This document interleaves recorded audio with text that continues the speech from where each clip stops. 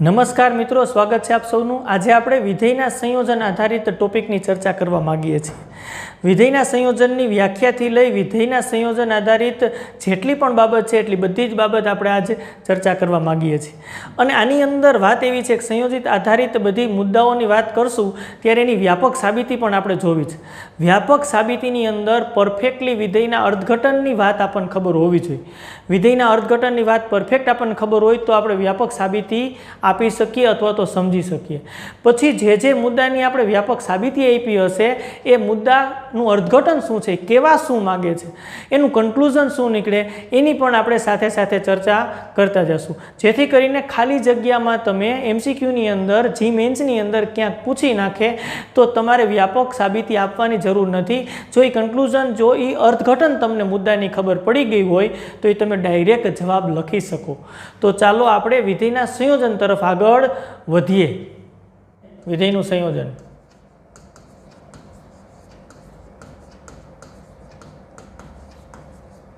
બે વિધેયો જોશે। એક એફ લઈએ વિધેય જેનો પ્રદેશગણ એ, સપ્રદેશગણ બી, તથા બીજું એક વિધેય રાખીએ જી એનો પ્રદેશગણ સી રાખીએ, સપ્રદેશગણ ડી વિધેયો છે। જો આર એફ એટલે રેન્જ ઓફ એફ, એફનો વિસ્તાર ગણ, ડીજી એટલે ડોમેઇન ઓફ જી, જીનો પ્રદેશ ગણ, જો આર એફ ઉપગણ ડીજી થાય તો એફ તથા જીનું સંયોજન, જેને સંકેતમાં આપણે દર્શાવશું, હા, જી ઓ એફ આના વડે દર્શાવાય। ક્યાંથી ક્યાં? તો કે એ થી ડી, અને પ્રતિબિંબ આમ મળે જી ઓ એફ એક્સ બરાબર જી એફ ઓફ એક્સ। પ્રત્યેક એક્સ મારે પ્રદેશ ગણમાંથી લેવાના હોય એમાંથી વડે વ્યાખ્યાયિત કરવામાં આવે છે।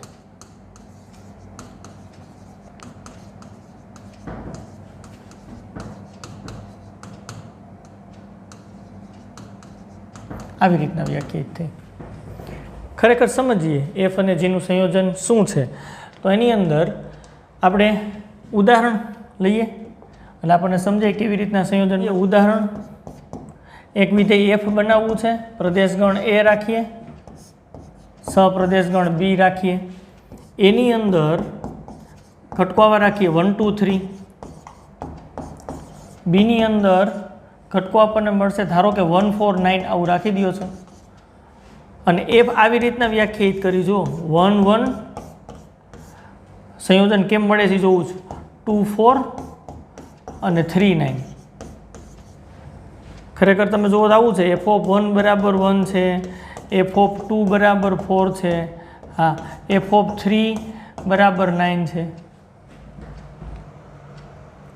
અને કિરણ આકૃતિમાં દર્શાવવું હોય તો આ રીતની વાત છે, આ એ અને આ બી બે વચ્ચે વિધેય એફ વ્યાખ્યાયિત કર્યો છે। આની અંદર 1 2 3 છે, આની અંદર 1 4 9 છે, 1 નું પ્રતિબિંબ 1 આવે છે, 2 નું પ્રતિબિંબ વિધેય એફ દ્વારા 4 આવે છે, 3 નું પ્રતિબિંબ 9 આવે છે, આ વિધેય એફ। હજી એક વિધેય જી બનાવીએ ચાલો, તો જી વિધેય આવી રીતના વ્યાખ્યાયિત છે સી થી ડી, તો સી ગણ રાખવાનું છે તે આપણે આવો રાખીએ 1 4 9 અને 16 ધારો કે આ રીતનો લઈએ, અને ડી આપણે પસંદ કરવાનો છે, ડી એક ગણ રાખીએ સપ્રદેશ ગણ, તો ડીની અંદર મેમ્બર આપણે આવા રાખીએ કંઈક 1 નું પ્રતિબિંબ ધારો કે 2 રાખીએ, 5 10 અને 17 આવું રાખીએ ચાલો, અને જી વિધેય આવી રીતના વ્યાખ્યાયિત કરીએ 1 નું પ્રતિબિંબ 2, એ જ રીતે 4 નું પ્રતિબિંબ 5, હા, 9 નું પ્રતિબિંબ 10 અને 16 નું પ્રતિબિંબ 17। તો આને કિરણ આકૃતિમાં દર્શાવીએ તો આની કિરણ આકૃતિ આવી રીતના મળવાપાત્ર થશે। અહીંયા ગણ સી છે અને અહીંયા ડી છે, આમ વિધેય મળે જી। જો અહીંયા સી લખો એટલે 1 4 9 16, અહીંયા 2 5 10 17, પ્રતિબિંબ 1 નું પ્રતિબિંબ 2, 4 નું પ્રતિબિંબ 5, 9 નું પ્રતિબિંબ 10, 16 નું પ્રતિબિંબ 17। એફ અને જીનું સંયોજન મેળવવું છે આપણે અહીંયા. સંયોજન આ રીતે વ્યાખ્યાયિત કર્યું. સૌથી પહેલાં તો આ શરતનું પાલન થવું જોઈએ. RF ઉપગણ DG થવું જોઈએ. થાય છે કે નહીં? તો RF શોધો ચાલો. RF એટલે એફનો વિસ્તાર ગણ, પ્રતિબિંબનો ગણ 1, 4 અને 9 આવે છે. અહીંયા DG domain of G, domain of G એટલે G નો પ્રદેશ ગણ C છે. C ની અંદર 1, 4, 9, 16 આવે છે. અહીં જોઈ શકાય છે RF ઉપગણ DG છે. આના બધા જ ઘટકો આની અંદર આવે છે. અને તેથી કહી શકાય કે સંયોજન આપણને મળશે એ સંયોજનનું નામ આપણે GOF આપ્યું છે. સંયોજન મળશે વ્યાખ્યાયિત છે ક્યાંથી? તો કે A થી D સુધીનું મળશે. કેમ વ્યાખ્યાયિત કર્યું છે? તો કે ભાઈ આ રીતે પ્રતિબિંબ શું મળે છે જોઈ લઈ. તો જો આમ GOFX બરાબર G કાઉન્સમાં F ઓફ X આ રીતે વ્યાખ્યાયિત કર્યું છે. પ્રત્યેક X મારે A માંથી લેવાના છે. એની અંદર 1, 2, 3 છે તો પ્રતિબિંબ શોધી જ લઈ પહેલાં, પછી કેવી રીતના મળે છે વ્યાખ્યાયિત કરશી. અહીંયા 1 રાખો, G કાઉન્સમાં F ઓફ 1 જોઈ શકાય છે. GOFX ની જગ્યાએ 1 મૂકી દીધા. GF ઓફ X ની જગ્યાએ 1 તો G ઓફ 1 F ઓફ 1 બરાબર 1 છે. ચાલો, અને G ઓફ 1 બરાબર કેટલા મળે છે? G ઓફ 1 બરાબર અહીંયા છે આપણી પાસે. હા, G ઓફ 1 બરાબર 2 છે. કોઈને પ્રતિબિંબ લખવો તોય લખી શકત. G ઓફ 1 બરાબર 2, G ઓફ 4 બરાબર 5, G ઓફ 9 બરાબર 10 અને G ઓફ 16 બરાબર 17. 16નું પ્રતિબિંબ 17.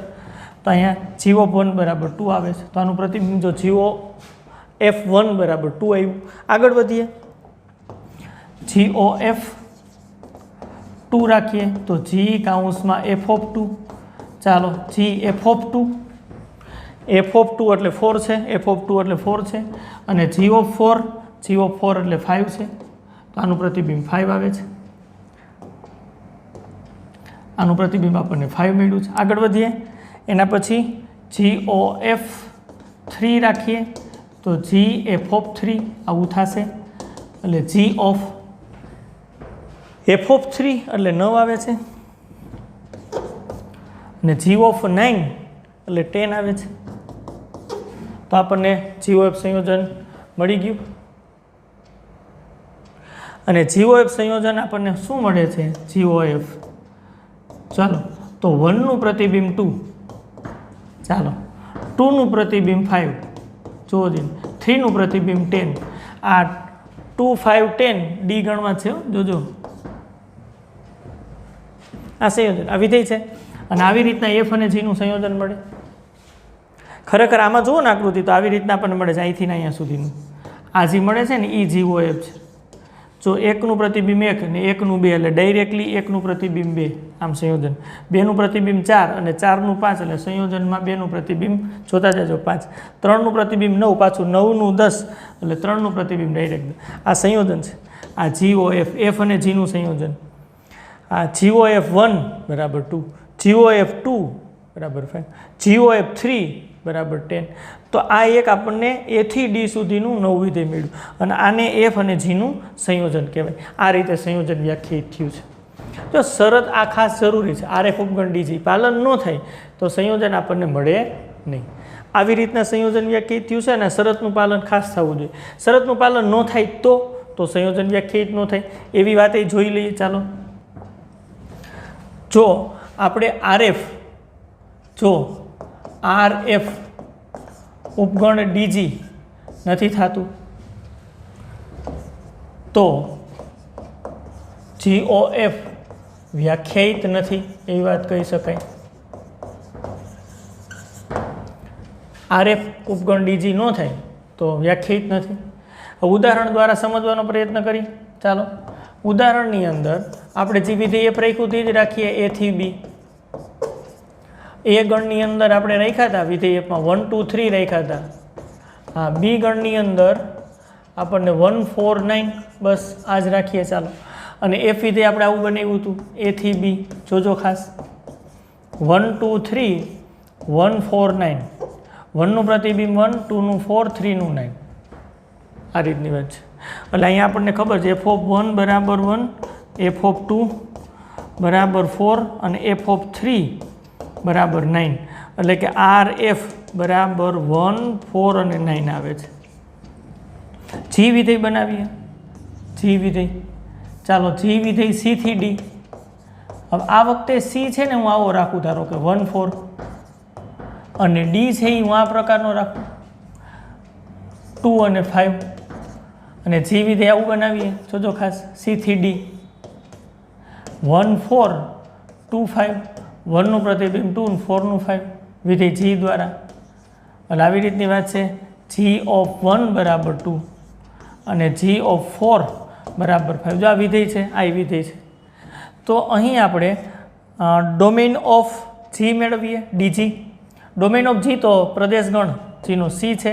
સી બરાબર આપણને શું મળે છે? 1, 4 મળે છે. તો ક્લિયરલી અહીં તમે જોઈ શકો છો R F does not subset આવશે, ઉપગણ નથી. 9 છે આની અંદર નથી આવતા. જો આ 1, 4, 9 છે અને આની અંદર ડોમેઇન ઓફ જીની અંદર ખાલી 1 અને 4 છે, તો સંયોજન વ્યાખ્યાયિત જ નહીં થાય. જોઈ શકાય. જો તો ચાલો હવે જીઓ એફ વ્યાખ્યાયિત કરવાનો પ્રયત્ન કરીએ. આ પ્રકારના એફ અને જી છે, સંયોજન મેળવવાનું છે. એટલે એ થી ડી સુધીનું મારે આમ સંયોજન મેળવવાનું છે. તો સંયોજન મેળવવાનો પ્રયત્ન કરું તો જીઓ એફ એ થી ડી આ મેળવવું છે. અહીં સ્પષ્ટ જોઈ છે, 1 નું 1 પ્રતિબિંબ, 1 નું 2 એટલે 1 નું 2 આવશે, 2 નું 4, 4 નું 5 એટલે 2 નું પ્રતિબિંબ 5 આવશે, 3 નું 9. અહીંયા પ્રતિબિંબ જ આગળ વધતું નથી, સંયોજન મળશે જ નહીં, વિધિ નહીં થાય.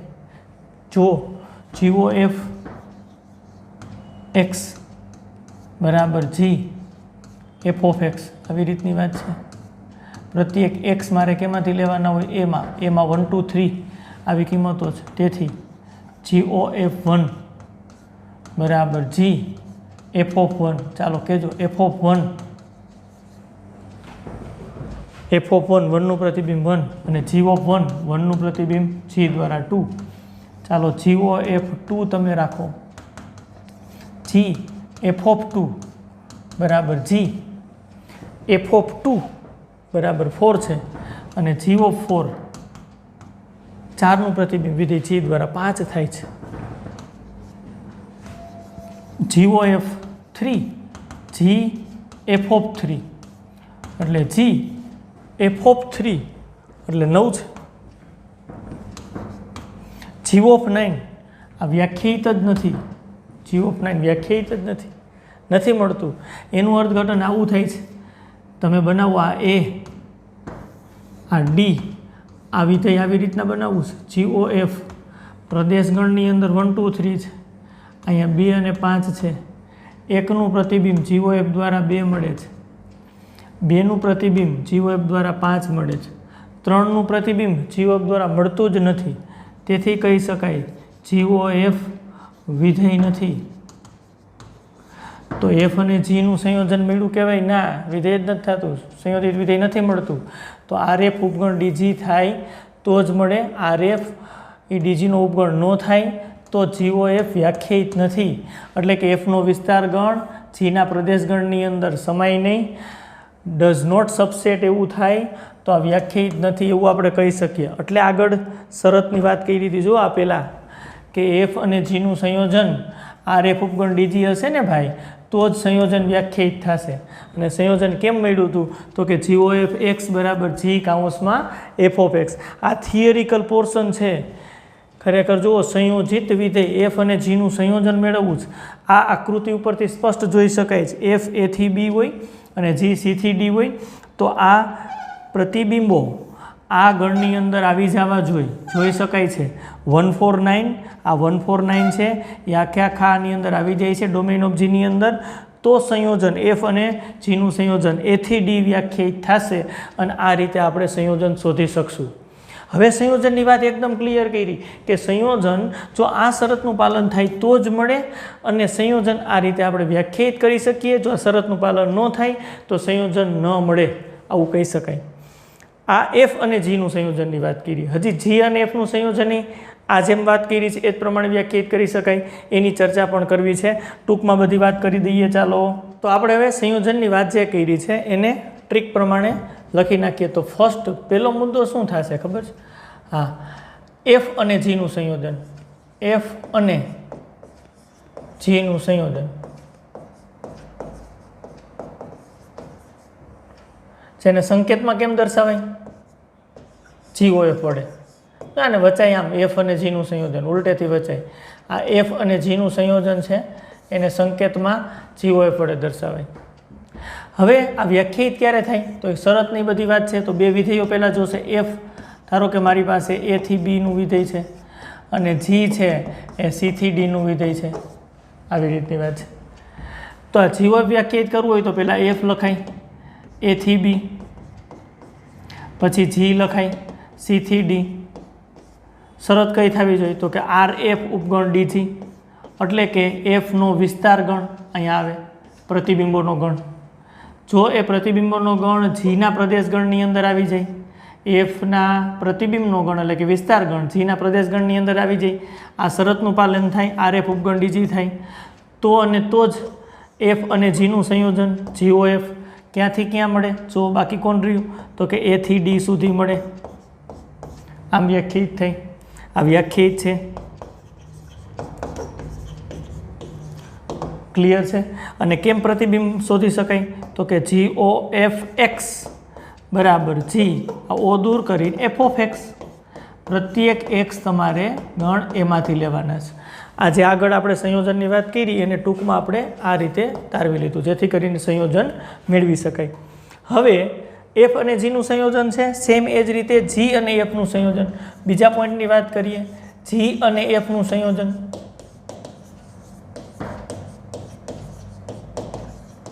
જેને સંકેતમાં કેમ લખી શકાય? તો કે FOG આમ સંકેતમાં લખાય, આને વચાય આમ જી અને એફનું સંયોજન. આને વચાય એફ અને જીનું સંયોજન. ઉલટું છે, આને એફ અને જીનું સંયોજન વાંચતા ને એમ ઉલટેથી વચાય. આ એફ અને જીનું સંયોજન એટલે GOF થાય, જી અને એફનું સંયોજન એટલે FOG થાય. અને કેવી રીતના વ્યાખ્યાયિત કરી શકાય? તો સૌથી પહેલાં જી વિધેય લખાય. હા, એફ ધારો કે A થી B છે વિધેય અને જી છે એ C થી D વિધેય છે. તો આ શરત બનાવવી હોય તો આમ બનાવી શકાય. જી અને એફનું સંયોજન તો પહેલાં જી લખાય C થી D, પછી એની નીચે એના પછીનું વિધેય એફ લખો A થી B. શરત શું થશે? આના ઉપરથી વિચારો જઈને. RF ઉપગણ DG થતું હતું એટલે કે એફનો વિસ્તાર ગણ જીના પ્રદેશ ગણની અંદર આવી જવો જોઈએ. આમાં આનો પ્રતિબિંબનો ગણ એટલે કે કયો? જીનો વિસ્તાર ગણ. આનો પ્રતિબિંબ જીનો પ્રતિબિંબોનો ગણ એટલે કે જીનો વિસ્તાર ગણ કેમાં સમાઈ જવો જોઈએ? તો કે આના પ્રદેશ ગણમાં. પ્રદેશ ગણ કેનો છે? તો કે એફનો પ્રદેશ ગણ. તો આપણે આ શરત મેળવી શક્યા. આમાં RF ઉપગણ DG થવું જોઈએ, આની અંદર RG ઉપગણ DF થવું જોઈએ. RG એટલે રેન્જ ઓફ જી, જીનો વિસ્તાર ગણ એફના પ્રદેશ ગણની અંદર જો સમાઈ જાય તો જ આપણે કહી શકીએ કે જી અને એફનું સંયોજન FOG એ C થી B. બાકી વધે છે જો C થી B આ વ્યાખ્યાયિત છે. એટલી સહેલી વાત છે, વ્યાખ્યાયિત છે. અને કેવી રીતના પ્રતિબિંબ શોધી શકાય? તો કે FOGX બરાબર F કાઉન્સમાં G of X. આવી રીતની વાત છે. પ્રત્યેક x કેમાંથી લેવાના થાય? જોઈ શકાય છે. પ્રત્યેક x કેમાંથી લેવાના થાય? તો કે એના પ્રદેશ ગણમાંથી, C માંથી. આ રીતે GOF અને FOG વ્યાખ્યાયિત કરી શકાય. હવે પહેલો પોઈન્ટ આપણો એ આવે કે આ બંને વિધેયો સરખા થશે, એટલે કે આવું કહી શકાશે, આવું કહી શકાશે GOF અને FOG બંને સરખા કહી શકાશે? બિલકુલ ન થાય. નોટ ઇક્વલ ટુ મગજમાં રાખજો, કારણ કે વાત જ અહીંથી ખબર છે આપણને. એફ અને જીનું સંયોજન છે, આ જી અને એફનું સંયોજન છે, બે સરખી વાત નથી. ઓમે જોઈ શકો છો આનો પ્રદેશ ગણની અંદર વ્યાખ્યાયિત હોય તો એ આવે છે, આના પ્રદેશ ગણની અંદર વ્યાખ્યાયિત હોય તો સી આવે છે. બેના પ્રદેશ ગણ જુદા જુદા મળી શકે આપણને, એનું અર્થઘટન કે સમાનતાની વાત જ ન આવે. બે વિધેય સમાન ક્યારે કહેવાય? તો કે બેના પ્રદેશ ગણ સરખા હોય, સપ્રદેશ ગણ સરખા હોય, સૂત્ર સરખા હોય. ઘણી વખત તો એવું બનશે કે એફ અને જીનું સંયોજન વ્યાખ્યાયિત છે, જ્યારે હા જી અને એફનું સંયોજન વ્યાખ્યાયિત નથી, તો સમાનનો તો પ્રશ્ન જ ન આવે. અહીંથી નહીં ખબર પડી જાય છે કે બેના પ્રદેશ ગણ જુદા જુદા મળી શકે છે. એક શક્યતા એવી છે એ અને સી બે ગણ સરખા ન હોય તો આ બંને વિધેયો સરખા ન પણ થઈ શકે, એટલે નોટ ઇક્વલ ટુ લખ્યું છે. આટલી આ સંયોજનની વાત કર્યા પછી સંયોજન તો આપણને જો કે ખબર જ છે, સંયોજનની અંદર દાખલા પણ આપણે ઘણા ગણી શકાય છે, પણ એની અંદર થિયરિકલ બેઝની આપણે વાત કરવી છે. આજે એક એક અને વ્યાપ્ત વિધેય સંયોજન એક એક અને વ્યાપ્ત હોય તો વિધેય એક એક અને વ્યાપ્ત થાય કે ન થાય, અને જો બે વિધેયો એક એક અને વ્યાપ્ત હોય તો એનું સંયોજન એક એક અને વ્યાપ્ત થાય કે ન થાય, આ બધા પ્રકારના પ્રશ્નોની ચર્ચા કરવી છે. થિયરિકલ પોર્શન છે, સાબિતી છે એ આપણે વ્યવસ્થિત એની જોશું, પણ સાબિતી કરતાં એના સ્ટેટમેન્ટ કે ખરેખર અર્થ શું નીકળે છે એ આપણા માટે મહત્ત્વનું બને, કારણ કે જી મેન્સની અંદર એ આપણને ક્વેશ્ચન ડાયરેક્ટલી પૂછી શકે. એટલે ખાસ અગત્યના ટોપિક તરફ આપણે આગળ જઈ રહ્યા છીએ. થિયરિકલ બેઝથી સમજશું અને સ્ટેટમેન્ટ છે એ આપણને આવડી જાય અથવા તો સમજાઈ જાય એવો આપણો પ્રયત્ન હશે. ચાલો આગળ વધીએ. તો એનું પહેલું સ્ટેટમેન્ટ છે, નોટ ડાઉન કર્યા જેવું છે. એફ અને જી માટે GOF A થી C વ્યાખ્યાયિત છે. તો એ GOF A થી C વ્યાખ્યાયિત તો એટલા માટે થયા કે અહીંયા સ્પષ્ટ તમે જોઈ શકો છો GOF એટલે એફ અને જીનું સંયોજન. આપણે પહેલેથી ચેક કરતા જઈશું. જો એફ વિધેય લખો તો A થી B છે, અને નીચે વિધેય લખીએ જી, એ જી વિધેય લખો તો એ B થી C છે. અત્યારે આપણને ખબર પડે કે આના પ્રતિબિંબનો ગણ એટલે કે RF આમાં આવે, અને જીના પ્રદેશની વાત કરીએ DG તો એ B છે. આના બધા જ ઘટક આમાં આવે, કારણ કે ગણ B પોતાનો ઉપગણ થાય, તો આ સંયોજનની વાત થઈ શકે છે. GOF ક્યાંથી ક્યાં તો કે A થી C વ્યાખ્યાયિત થાય છે. વ્યાખ્યાયિત છે એવું આપણને રકમમાં કહી દીધું છે, બહુ આમાં કસરત કરવાની જરૂર નથી. આ વ્યાખ્યાયિત છે એવું આપણને કહી દીધું છે. આપણો પ્રશ્ન તો અહીંથી શરૂ થાય છે. વ્યાખ્યાયિત છે એવું આપણને કહી દીધું છે, આ કહી દીધું છે, આ લખવાની બિલકુલ જરૂર નથી. આ તો મેં તમને બતાવ્યું કે સંયોજન ખરેખર જો આમ સરખા ગણ હોય તો એફ અને જીનું સંયોજન મળે જ, વ્યાખ્યાયિત થાય જ. હવે અહીંથી પ્રશ્નની શરૂઆત થાય છે. જો GOF એક એક હોય, સંયોજન એક એક હોય તો એફ વિધેય એક એક થાય. હા, એક એક અને વ્યાપ્તની વાત આપણે કરી છે, બસ એ જ રીતે આપણે સાબિત કરવાની વાત છે. મારે એફને એક એક સાબિત કરવું છે. એફ વિધેય છે એ A થી B નું વિધેય છે. ચાલો એક એક મારે સાબિત કરવું હોય તો બે એલિમેન્ટ લેવા જોશે.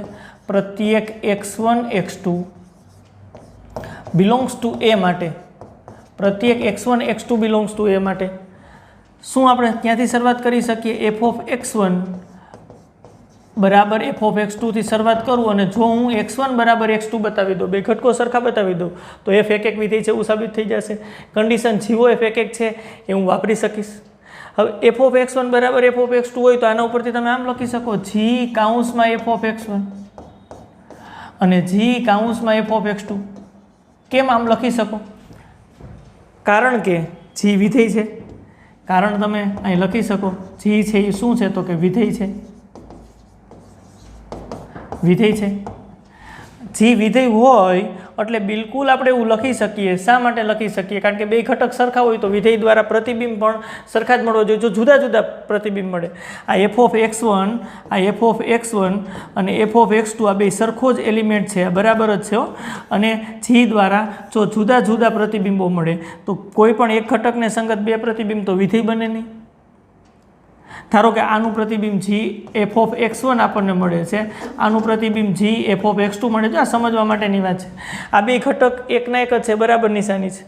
અને જો g દ્વારા પ્રતિબિંબ જુદા જુદા મળતો અહીં નોટ ઇક્વલ ટુ લખવાનું મન થાય આપણને, તો સ્થિતિ આવી થાય. હવે આ બે એકના એક જ ઘટક છે, તો એક ઘટકને સંગત બે પ્રતિબિંબ મળ્યા તો વિધેય બને નહીં. પરંતુ આપણને અહીંયા સ્પષ્ટ કીધું છે f અને g વિધેય છે. આ વિધેય માટેની વાત છે. GOF વિધેય વ્યાખ્યાયિત છે, તો વિધેય હોવાથી, g વિધેય હોવાથી આ બે સરખા જ થવા જોઈએ. કારણ આપણે લખી નાખ્યું g વિધેય છે.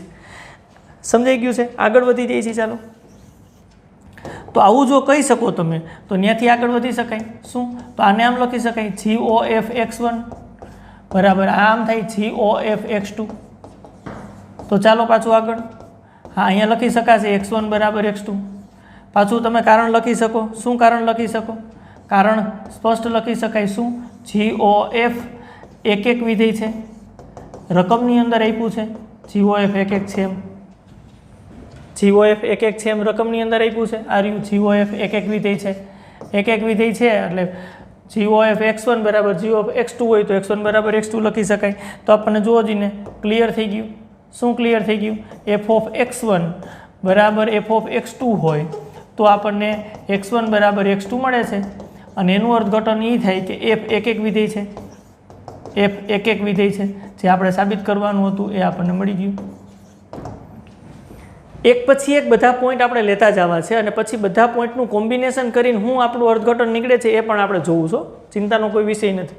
અત્યારે આપણને ક્લિયર ખબર પડી ગઈ કે જો GOF એટલે એફ અને જીનું સંયોજન જો એક એક હોય ને તો એફ વિધેય એક એક થાય છે. તો આપણો પાછો ક્વેશ્ચન હોય, શું ક્વેશ્ચન હોય કે એફ અને જીનું સંયોજન GOF એક એક હોય તો જી વિધેય એક એક થાય? ક્વેશ્ચન ડેફિનેટ થાય. આ સંયોજન છે એ તો એફ અને જીનું સંયોજન છે, એફ અને જીનું સંયોજન, એફ અને જીનું સંયોજન છે. એફ અને જીનું સંયોજનને આપણે GOF વડે દર્શાવીએ છીએ. સંયોજન એક એક છે તો આપણે કહી શકીએ કે એફ એક એક છે. તો બીજો ક્વેશ્ચન તમારો તરત જ એવો હોય કે જો આ સંયોજન એફ અને જીનું સંયોજન એક એક હોય તો જી વિધેય એક એક થાય? Question mark. તો ખરેખર એમાં ક્વેશ્ચન માર્ક જ આવે છે, એવું કહી શકાય નહીં. નેક્સ્ટ ટોપિક તરફ જો. એફ અને જી આ બે વિધેયો છે, વિધેયો માટે આ વિધેય છે, વિધેયો માટે GOF એથી સી વ્યાખ્યાયિત તો થશે. GOF એક એક હોય એફ અને જીનું સંયોજન તો જી વિધેય એક એક થાય તેવું કહી શકાય નહીં. કહી શકાય નહીં એટલે ન પણ થાય. આ એક એક જી વિધેય એક એક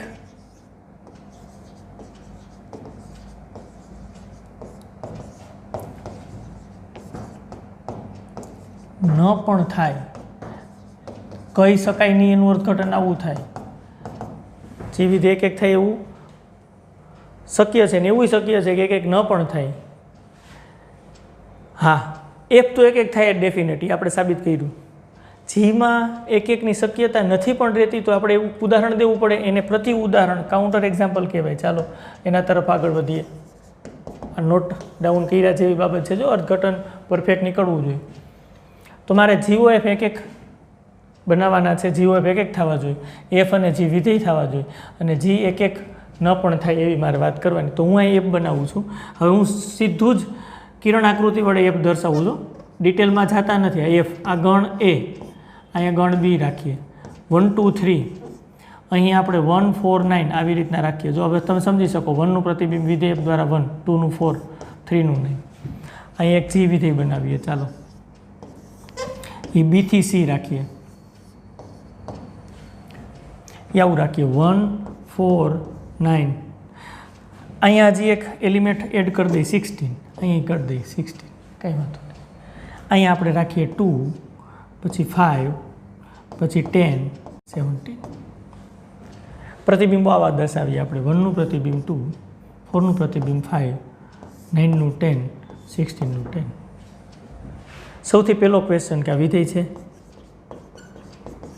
તો કે હા, દરેક ઘટકને સંગત અનન્ય ક્રમયુક્ત જોડ મળે છે. 1 1 2 4 3 નો આ વિધેય છે? તો કે હા. બહુ નિરાતે હો.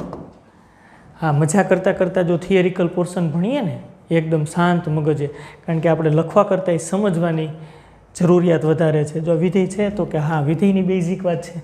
પ્રદેશના દરેક ઘટકને સંગત અનન્ય ક્રમયુક્ત જોડ મળે છે. આમાં એમ જ અનન્ય જ છે. 9 10 16 10 ક્રમયુક્ત જોડ અનન્ય મળે છે. એમ વિચાર્યું હતું દરેકમાંથી એક તીર નીકળવું જોઈએ, એક જ.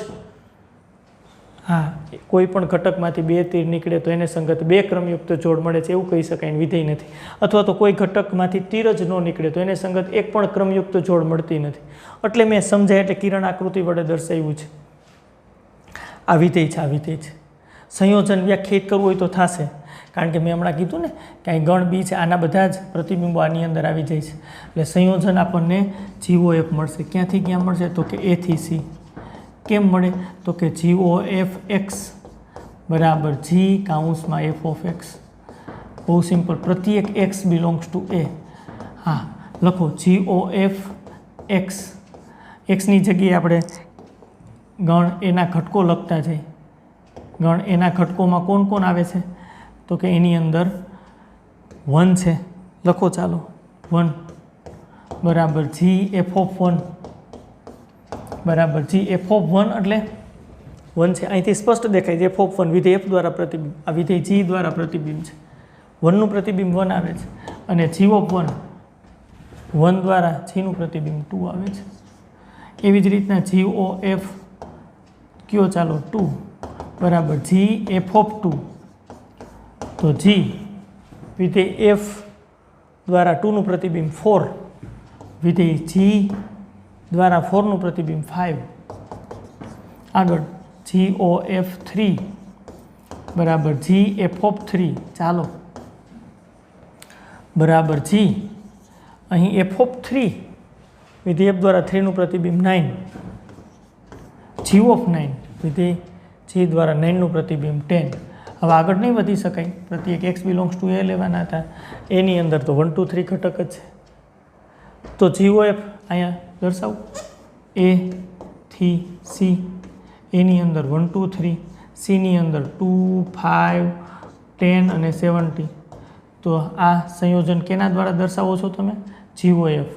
1 નું પ્રતિબિંબ GOF દ્વારા 2 મળે છે, 2 નું પ્રતિબિંબ 5 મળે. જો સંયોજન આપણે વ્યાખ્યાયિત કર્યું ને, સંયોજનની જ વાત કર્યા રાખીએ છીએ, વિડીયો પહેલેથી છેલ્લે સુધી જુઓ ને તો કોઈ પણ પ્રકારનો પ્રોબ્લેમ જ નહીં આવે, ગેરંટી. જોતું રહેવું પડશે ભાઈ. 2 નો પ્રતિબિંબ 5, થિયરિકલ પોર્શન હોય તો તમારે પરફેક્ટ છેક સુધી જવું પડે ભાઈ. અધકચરી માહિતી તમે લ્યો ને તો કન્ફ્યુઝન વધે. 3 નું પ્રતિબિંબ 10. જો આ વિધેય છે આપણને મળે છે, આ વિધેય છે, પેલો ક્વેશ્ચન આપણો વિધેય છે તો કે હા. તો આપણી પહેલી જે સ્ટેટમેન્ટની વાત હતી, નોંધની વાત હતી, એફ અને જી વિધેય હોવા જોઈએ, 2 વિધેય છે. GOF A થી C વ્યાખ્યાયિત છે, બધાના પ્રતિબિંબ મળે છે અને વિધેય છે, ક્લિયર. હવે આપણા સ્ટેટમેન્ટની વાતમાં આગળ વધીએ. જો GOF એક એક હોય, જોઈ શકાય છે અહીંયા કે આ GOF એક વિધેય છે, એક વિધેય છે. કેમ તમને ખબર પડી ગઈ ભાઈ એક છે?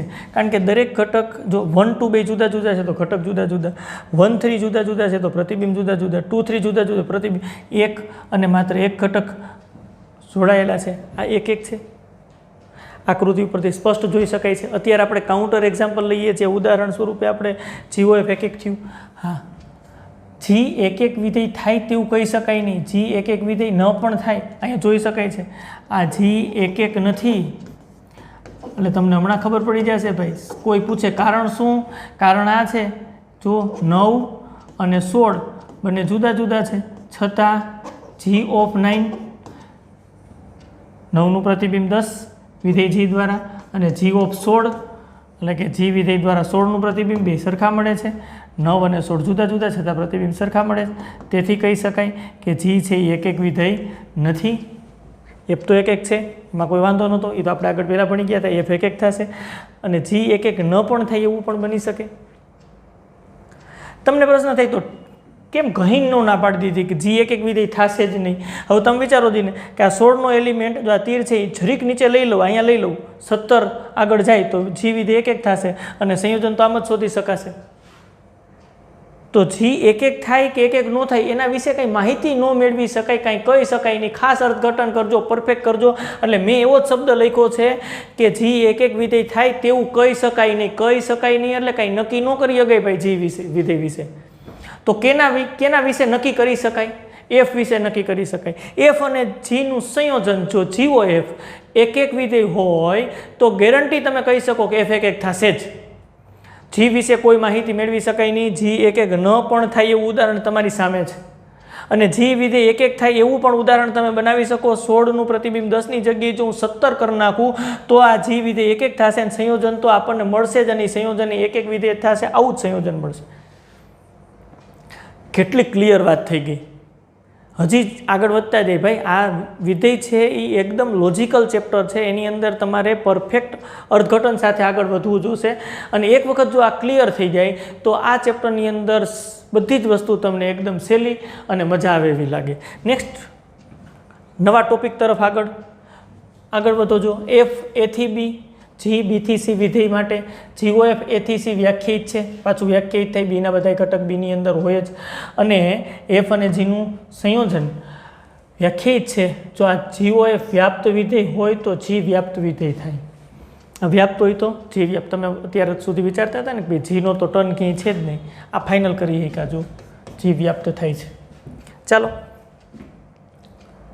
તો આની અંદર જીને વ્યાપ્ત બનાવવું છો મારે. જી ક્યાંથી ક્યાં છે તો કે બી થી સી આવું છે. તો હું સૌથી પહેલાં એફ એ થી બી અને જી બી થી સી છે તો GOF એટલે કે એફ અને જીનું સંયોજન એ થી સી વ્યાખ્યાયિત થાય છે. એ આપણને ખબર છે, વ્યાખ્યાયિત છે, રકમની અંદર આપ્યું છે. અને GOF વ્યાપ્ત છે એ પણ રકમની અંદર છે. આ બે વસ્તુ રકમની અંદર છે, વ્યાખ્યાયિત છે અને વ્યાપ્ત છે. હવે આ વ્યાપ્ત હોય તો તમે આવું કહી શકો, પ્રત્યેક C બિલોંગ્સ ટુ C, આ સ્મોલ c છે, કેપિટલ C, સહપ્રદેશ માટે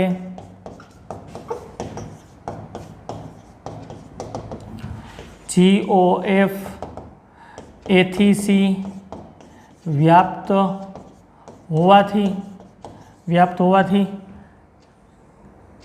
સપ્રદેશના પ્રત્યેક ઘટકને સંગત A બિલોંગ્સ ટુ A પ્રદેશમાં આપણને એવો મળે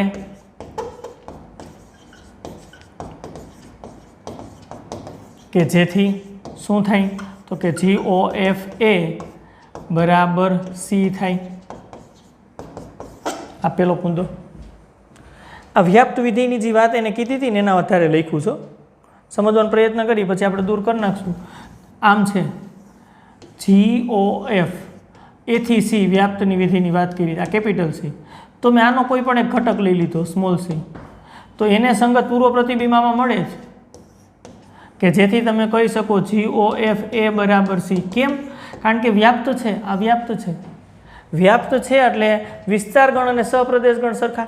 વિસ્તાર ગણ અને સપ્રદેશ ગણ સરખા હોય તો આ પ્રતિબિંબોનો ગણ અને આ સપ્રદેશ ગણ બે સરખું થાય. એનું અર્થઘટન કે આના દરેક ઘટકને સંગત પૂર્વ પ્રતિબિંબ મળતું હોવું જોઈએ. અને એને આપણે લખીએ છીએ કેમ તો કે સપ્રદેશના કોઈ પણ ઘટક C ને સંગત આપણને પ્રદેશનો કોઈ પણ ઘટક A આપણે નક્કી કર્યો એવો મળે કે જેથી GOF A બરાબર C. મેં સિમ્પલ એ જ લખ્યું છે કે જો પ્રત્યેક C બિલોંગ્સ ટુ C સપ્રદેશ માટે આ વ્યાપ્ત હોવાથી પ્રદેશનો આપણને કોઈ ઘટક A એવો મળે છે કે જેથી GOF A બરાબર C થાય. આને હજી આમ વ્યાખ્યાયિત કરવું હોય તો આમ કરી શકાય, G કાઉન્સમાં F ઓફ A હા બરાબર C, કોઈ પ્રોબ્લેમ નથી. આને રિઝલ્ટ નંબર 2 કહી દો. આપણી વાત ક્યાં હતી તો કે G વિધેયને મારે વ્યાપ્ત બતાવવું છે. આગળ વધી જાય, આ કાઢી નાખું છું, આ સમજાઈ ગયું છે આપણને. ચાલો તો ચાલો હવે જુઓ, આપણને A બિલોંગ્સ ટુ A મળ્યા, આવું લીધું એટલે આપણને પ્રદેશ ગણમાંથી A મળ્યો. A બિલોંગ્સ ટુ A માટે F A થી B વિધેય છે,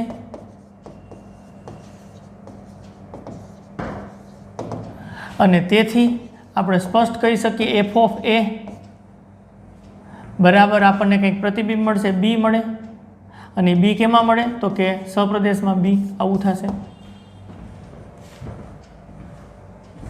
A બિલોંગ્સ ટુ A માટે કોઈ પણ પ્રદેશનો ઘટક લ્યો તો એને સંગત પ્રતિબિંબ તો મળતું જ હોય ને, પ્રતિબિંબ આપણને B માં જ મળે. આવું થાય. હવે જુઓ, ચેક કરો. હવે G વિધેય માટે થઈ ગયું કે નહીં જુઓ જીને. હવે GOF વ્યાપ્ત છે એનો આપણે ઉપયોગ કરી નાખ્યો છે. હવે આપણે પ્રત્યેક G વિધેય વ્યાપ્ત છે એવું બતાવવું. G વિધેય B થી C છે તો પ્રત્યેક C બિલોંગ્સ ટુ, જોજો C belongs to capital C સહપ્રદેશ માટે વધુ આગળ B belongs to B Arya B સુધી આપણે પહોંચી ગયા છીએ. B બિલોંગ્સ ટુ B એટલે સપ્રદેશના દરેક ઘટકને સંગત પ્રદેશની અંદર આપણને B એવો મળે છે કે જેથી G ઓફ B બરાબર શું થવું જોઈએ તો કે C થવું જોઈએ. તો આપણે એમ કહી શકીએ કે G વ્યાપ્ત વિધેય છે. G ના સપ્રદેશના દરેક ઘટકને સંગત પ્રદેશનો આપણને ઘટક એવો મળે કે જેથી કરીને G ઓફ B બરાબર C લખી શકીએ. તો આપણે G વ્યાપ્ત છે એવું કહી શકાય. આગળ વધો, G B ની કિંમત મૂકી દઈએ, F ઓફ A છે. ચાલો આને કહી શકાય GOF A, અને GOF A બરાબર અહીંયા સ્પષ્ટ લખ્યું છે C છે, અને તેથી જુઓ G ઓફ B બરાબર C થાય છે. અને તેથી કહી શકાય કે G વ્યાપ્ત વિધેય છે. વ્યાપ્ત વિધેય છે. એટલી ક્લિયર વાત છે. સમજાય છે? ઓકે. તો પાછો પ્રશ્ન થાય કે GOF વ્યાપ્ત વિધેય હોય તો F વ્યાપ્ત વિધેય થાય? હા, કહી શકાય. એના પછીનો મુદ્દો. તો ચાલો આ ટોપિક તરફ આગળ વધીએ. આ નોટ ડાઉન કરો ખાસ બાબત. F અને G વિધેય હોય તો GOF વ્યાખ્યાયિત થાય એ પ્રકારની વાત આપણને આપી છે. અને જો GOF વ્યાપ્ત વિધેય થાય તો આપણે F વિધેય વ્યાપ્ત થાય તેવું કહી શકાશું નહીં, એટલે કે એફ વ્યાપ્ત ન પણ થાય. હા, એફ વિધેય વ્યાપ્ત ન પણ થાય. સ્પષ્ટ ભાષામાં આવી રીતના અર્થઘટનાનું નીકળે તો આપણે ઉદાહરણ લેવાનું છે. ચાલો ઉદાહરણ બનાવીએ. એફ વિધેય એ થી બી, અહીંયા આપણે કિરણાકૃતિ દ્વારા વિધેય એફ લખીએ છીએ. જો આ એ છે, આ બી છે. 1 2 3 અહીં આપણે લખીએ 1 4 9. આ રીતનું વિધેય આપણે બનાવીએ છીએ. આપણો ટાર્ગેટ એફ વ્યાપ્ત ન થાય એવો છે, એટલે અહીંયા 16 લખી નાખું છું. અત્યારે સ્પષ્ટ આપણને ખબર પડે છે કે આ એફ વિધેય તો છે જ, વિધેય છે, અને આપણને સ્પષ્ટ ખબર પડે છે એફ વ્યાપ્ત વિધેય નથી. વ્યાપ્ત વિધેય નથી, કારણ કે વિસ્તારગણ તમે શોધો આરએફ તો એની અંદર 1 4 અને 9 મળે છે, જ્યારે બી છે એ સહપ્રદેશની અંદર 1 4 9 16 છે. જી વિધેય એક બનાવીએ, એ બી થી સી આપણે રાખવાનું છે, એટલે અહીંયા બી વિધેય જીની અંદર ગણ બી અને અહીંયા સી રાખીએ. પ્રદેશ ગણની અંદર 1 4 9 16 છે, અહીંયા 2 5 10 અને 17 રાખીએ, અને આવી રીતના આમ આપણે વિધેય બનાવી દઈએ. ચાલો, તો જી વિધેય તો થાય છે, નો પ્રોબ્લેમ, વિધેય છે, કાંઈ પ્રોબ્લેમ નથી. આનું સંયોજન વ્યાખ્યાયિત કરીએ તો સંયોજન પણ થશે, કારણ કે આના પ્રતિબિંબનો ગણ આની અંદર આવી જાય છે. આ બીનો ઉપગણ તો થાય જ છે 1 4 9. હા, જીના પ્રદેશગણની અંદર આવી જાય, સંયોજન મળશે. સંયોજન એફ અને જીનું જીઓ એફ એ થી સી વ્યાખ્યાયિત થાય છે. અને કેમ મળે તો કે એક્સ બરાબર જી કાઉન્સમાં એફ ઓફ એક્સ. બહુ સિમ્પલ વાત છે, આગળ આપણે કરતા એવા છે એ જ રીતની વાત છે. ઉદાહરણ તમે તમારી રીતે બનાવી શકો ભાઈ. હવે આના પ્રતિબિંબ મેળવો 1. હા, અહીંયા આપણે પ્રદેશગણની અંદર એ છે એટલે એના ઘટકો રાખશું. જીઓ એફ એક્સ બરાબર જી કાઉન્સમાં F of X, X belongs to A 1 2 3 રાખવા પડે. જી એફ ઓફ 1 બરાબર જી એફ ઓફ 1 એટલે 1 આવે છે, અને જી ઓફ 1 બરાબર 2 થાય છે. આગળ જી ઓ એફ 2 રાખો તો જી કાઉન્સમાં એફ ઓફ 2. ચાલો કહેજો, એફ ઓફ 2 એટલે 2નું પ્રતિબિંબ વિધેય એફ દ્વારા, જી ઓફ 2 એટલે 4, વિધેય જી દ્વારા 4નું પ્રતિબિંબ 5 આવે છે. આગળ જી ઓ એફ 3 બરાબર જી કાઉન્સમાં એફ ઓફ 3 એટલે એફ ઓફ 3 વિધેય એફ દ્વારા 3નું પ્રતિબિંબ 9 છે. જી ઓફ 9 બરાબર 10. તો હવે આ વિધેય બની ગયું. આની અંદર અહીંયા એ છે, સી છે, 1 2 3 2 5 10. 1નું પ્રતિબિંબ સંયોજન દ્વારા, 2નું પ્રતિબિંબ 5, 3નું પ્રતિબિંબ 10. આ સંયોજન જી ઓ એફ વિધેય તો છે જ, કારણ કે આપણે આ જોઈ શકો છો કિરણાકૃતિમાં, અને વ્યાપ્ત છે, વ્યાપ્ત વિધેય છે. સામે જુઓ જ ને, એફ વ્યાપ્ત વિધેય નથી, ન પણ થાય. તો તમે તરત જ કહેશો કે આટલું બધી વાત કર્યા પછી આનું કંઈક નાનું કન્ક્લુઝન આપણે જો કરી શકીને ભાઈ તો અમને યાદ રહી. આ સ્ટેટમેન્ટ તમે સાબિત કરી દીધા, જ્યાં જરૂર પડે ત્યાં કાઉન્ટર એક્ઝામ્પલ પણ દીધા. તો વાત બિલકુલ સહેલી છે. વાત એવી છે કે જીઓ એફ સંયોજન એક એક અને વ્યાપ્ત થાય તો એફ અને જી ઉપર અસર શું પડે. ચાલો એની ચર્ચા કરી લઈએ, પછી નવા મુદ્દા ઉપર આપણે આગળ વધીએ. તો પહેલો પોઈન્ટ આપણે આ રીતનો બનશે, એફ એ થી બી, જી વિધેય રાખીએ બી થી સી વિધેયો છે. જો આ પ્રકારના વિધેયો તમે રાખો ને, અને આમ રાખો તો એફ અને જીનું સંયોજન જીઓ એફ વ્યાખ્યાયિત તો થાય જ, અને એ થી સી આપણને મળે. એ થી સી વ્યાખ્યાયિત છે.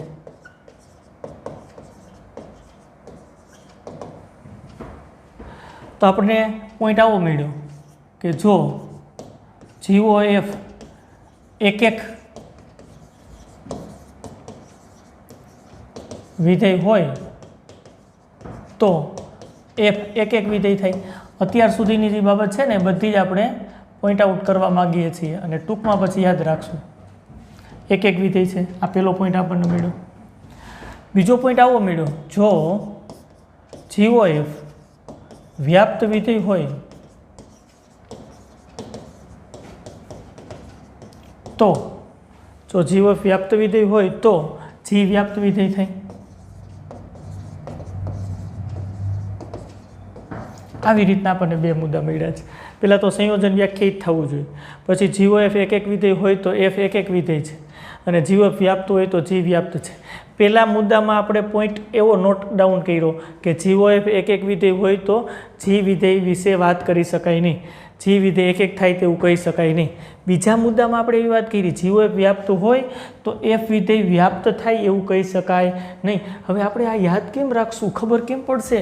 તો આ બેયને ભેગું કરીને કોમ્બિનેશનથી એક આવું સ્ટેટમેન્ટ બનાવી નાખો ભાઈ, આવું બનાવી નાખો. જો જીઓ એફ એક એક અને વ્યાપ્ત થાય, જીઓ એફ એક એક અને કહું છું, એક એક અને વ્યાપ્ત હોય તો એફ એક એક વિધેય થાય. પહેલા મુદ્દામાં જીઓ એફ એક એક છે એટલે એફ એક એક વિધેય થશે, તથા જી વ્યાપ્ત વિધેય થશે. આ મુદ્દાની વાત, એના સિવાય અમને કંઈ ખબર નથી ભાઈ. જો જીઓ એફ એક એક અને વ્યાપ્ત હોય તો એફ એક એક થશે અને જી વ્યાપ્ત થશે, એના સિવાય કંઈ ન ખબર પડે. એટલે પહેલાં આપણે મુદ્દા બધાય કર્યા, એની સ્વતંત્ર સાબિતી આપી, પછી બે મુદ્દાને આવી રીતના નાના સ્વરૂપમાં લખી નાખ્યું. મેં કીધું હતું ને છેલ્લે સુધી જોજો તો યાદ રાખવામાં સહેલું બનશે. હજી જો આમાંથી કન્ક્લુઝન કાઢવું હોય તો આમ કરી શકાય. જીઓ એફ એક એક અને વ્યાપ્ત છે તો અહીંથી તમે આમ જુઓ તો પેલું જે દેખાય ને એ એક એક થાય, જો આ બધી ટ્રીક, અને પછી જે દેખાય ને એ વ્યાપ્ત થાય. આ જીઓ એફ સંયોજન વ્યાખ્યાયિત હોય તો તમે આવું કન્ક્લુઝન કાઢી શકો, એફ એક એક થાય અને એના પછી દેખાય છે જી વ્યાપ્ત વિધેય થશે. હવે કોઈ એમ પૂછે, આ તમને આવડી ગયું છે, કોઈ એમ પૂછે કે આ સંયોજન વ્યાખ્યાયિત છે અને એક એક અને વ્યાપ્ત છે તો એક વ્યાપ્ત થશે, તો તમારે શું જવાબ દેવાનો? ખબર નહીં, થાય અથવા તો ન પણ થાય, કાંઈ કહી શકાય નહીં. કોઈ તમને પૂછે કે આ સંયોજન એક એક અને વ્યાપ્ત છે તો આ જી વિધેય એક એક થશે, તો તમારે પાછો જવાબ દેવો પડે હા, કહી શકાય નહીં. તમને એમ પૂછે કે આ સંયોજન એક એક અને વ્યાપ્ત છે, એફ એક એક થશે, તો ડેફિનેટ 100% હા જ પાડી દેવી. જો તમને એમ પૂછે કે આ સંયોજન છે એક એક અને વ્યાપ્ત છે, જી વિધેય વ્યાપ્ત થશે, તો તમારે હા જ પાડી દેવી પડે. એટલે કન્ક્લુઝન જો ટૂંકમાં આવું નીકળ્યું કે આ એક એક અને વ્યાપ્ત હોય, એક એક અને વ્યાપ્ત હોય તો આટલી ગેરંટી તમે લઈ શકો કે એફ એક એક જ થશે, એફ એક એક જ થશે અને જી છે એ વ્યાપ્ત જ થશે. એના વિશેની તમે કોઈ ગેરંટી લઈ શકો નહીં, કાંઈ કહી શકાય નહીં, થાય અથવા તો ન પણ થાય. હવે આખા મુદ્દાનું નિચોડ આપણને મળી ગયો જો હાવ નાનકડી વાતમાં. હવે આ જ વિચારો જોઈને જો હું સંયોજન આવું લખી નાખું છું, ખાસ જોજો, હું સંયોજન આવું લખી નાખું છું, એફઓજી લખી નાખું છું, આવું સંયોજન લખી નાખું છું, તમે ધારી લ્યો કે આ સંયોજન વ્યાખ્યાયિત છે. આવી રીતના આપણે બનાવી શકાય અને નક્કી કરી શકાય એફ અને જી લઈ અને પ્રદેશ સપ્રદેશ રાખી અને આ સંયોજન વ્યાખ્યાયિત છે એવું તમે ધારી લ્યો. આ પહેલો મુદ્દો વ્યાખ્યાયિત છે, આટલું તમને આપ્યું છે, વ્યાખ્યાયિત છે. બીજું આપ્યું છે કે આ એક એક છે અને વ્યાપ્ત છે, આટલી વાત આપી છે તમને. જો હવે આપણે કન્ક્લુઝન ઉપર જઈ રહ્યા છીએ. પહેલાં સાબિતીની હવે બિલકુલ જરૂર નથી, એક વખત અર્થઘટન ખબર પડી જાય એટલે જી મેઇનમાં તમે ધમાકા કરો, કાંઈ પ્રશ્ન નથી. હા, આ ટોપિકની મજા જ છે, અર્થઘટન અને વ્યાપક સાબિતી તો તમારે સમજવા માટે આપી છે કે ભાઈ ખરેખર સંયોજનની વાત શું છે અને સંયોજનો આધારિત આ મુદ્દાઓ કેવી રીતના આપણે સાબિત કર્યા છે. હવે કન્ક્લુઝન વ્યાખ્યાયિત છે, એક એક છે અને વ્યાપ છે. હાલો, કઈ બાબત તમે આમાં કહી શકશો? તમે ગેરંટેડ કહી શકશો પેલું જે વિધેય દેખાય છે ને જી એ એક એક થવું જોઈએ. હા, એક એક થાય જ, ગેરંટી. આના ઉપર તમે વાત કરી શકો ભાઈ જી એક એક થશે જ 100%. અને પછી આમ જુઓ તો એના પછીનો ક્રમ આવે છે એફ, આ વ્યાપ્ત થશે, એફ વ્યાપ્ત થશે. જો એફઓજી એક એક અને વ્યાપ્ત હોય તો ગેરંટી જી એક એક થશે અને એફ વ્યાપ્ત થશે, એના સિવાય કંઈ કહી શકાય નહીં. હવે કોઈ એમ પૂછે કે આ બાબત માટે આ માહિતી આપી છે, વ્યાખ્યાયિત છે એક એક અને વ્યાપ્ત છે, તમે જી વિધેય વ્યાપ્ત છે ક્વેશ્ચન માર્ક, તો ઓપ્શન શું આવે? કહી શકાય નહીં, થાય અથવા તો ન પણ થાય. હા, એમ પૂછે કે જી એક એક છે તો ડેફિનેટ યસ હા જ લખો, થાય જ. સમજાય છે ને હવે? ઓકે. હવે પૂછે કે એફ વિધેય છે એ વ્યાપ્ત છે, યસ હા 100%. હવે એમ પૂછે એફ છે એ એક એક છે, એફ છે એ એક એક છે ક્વેશ્ચન માર્ક, થાય અથવા તો ન પણ થાય, કહી શકાય નહીં. તમે આ બે જ ગેરંટી લઈ શકો. આમાંથી હવે કેટલા MCQ બને? ઢગલાબંધ બને. કન્ડિશન ઓછી કરતા જઈજો. હા, આ કાઢી નાખીએ. નવો એક પાછો સંયોજનની વાત કરીએ. ચાલો હવે એક ઉદાહરણ આપણે લેવું છે. ઉદાહરણ આપણે એક સંયોજનની વાત કરવી છે મારે. એ HOM આવું એક સંયોજન લઈ. આ કયા વિધેયનું સંયોજન છે? તો કે M આ વિધેય છે, આ વિધેયની જ વાત છે. M અને Hનું સંયોજન છે. બાબત તમને આપી છે કે આ વ્યાખ્યાયિત છે અને એક છે.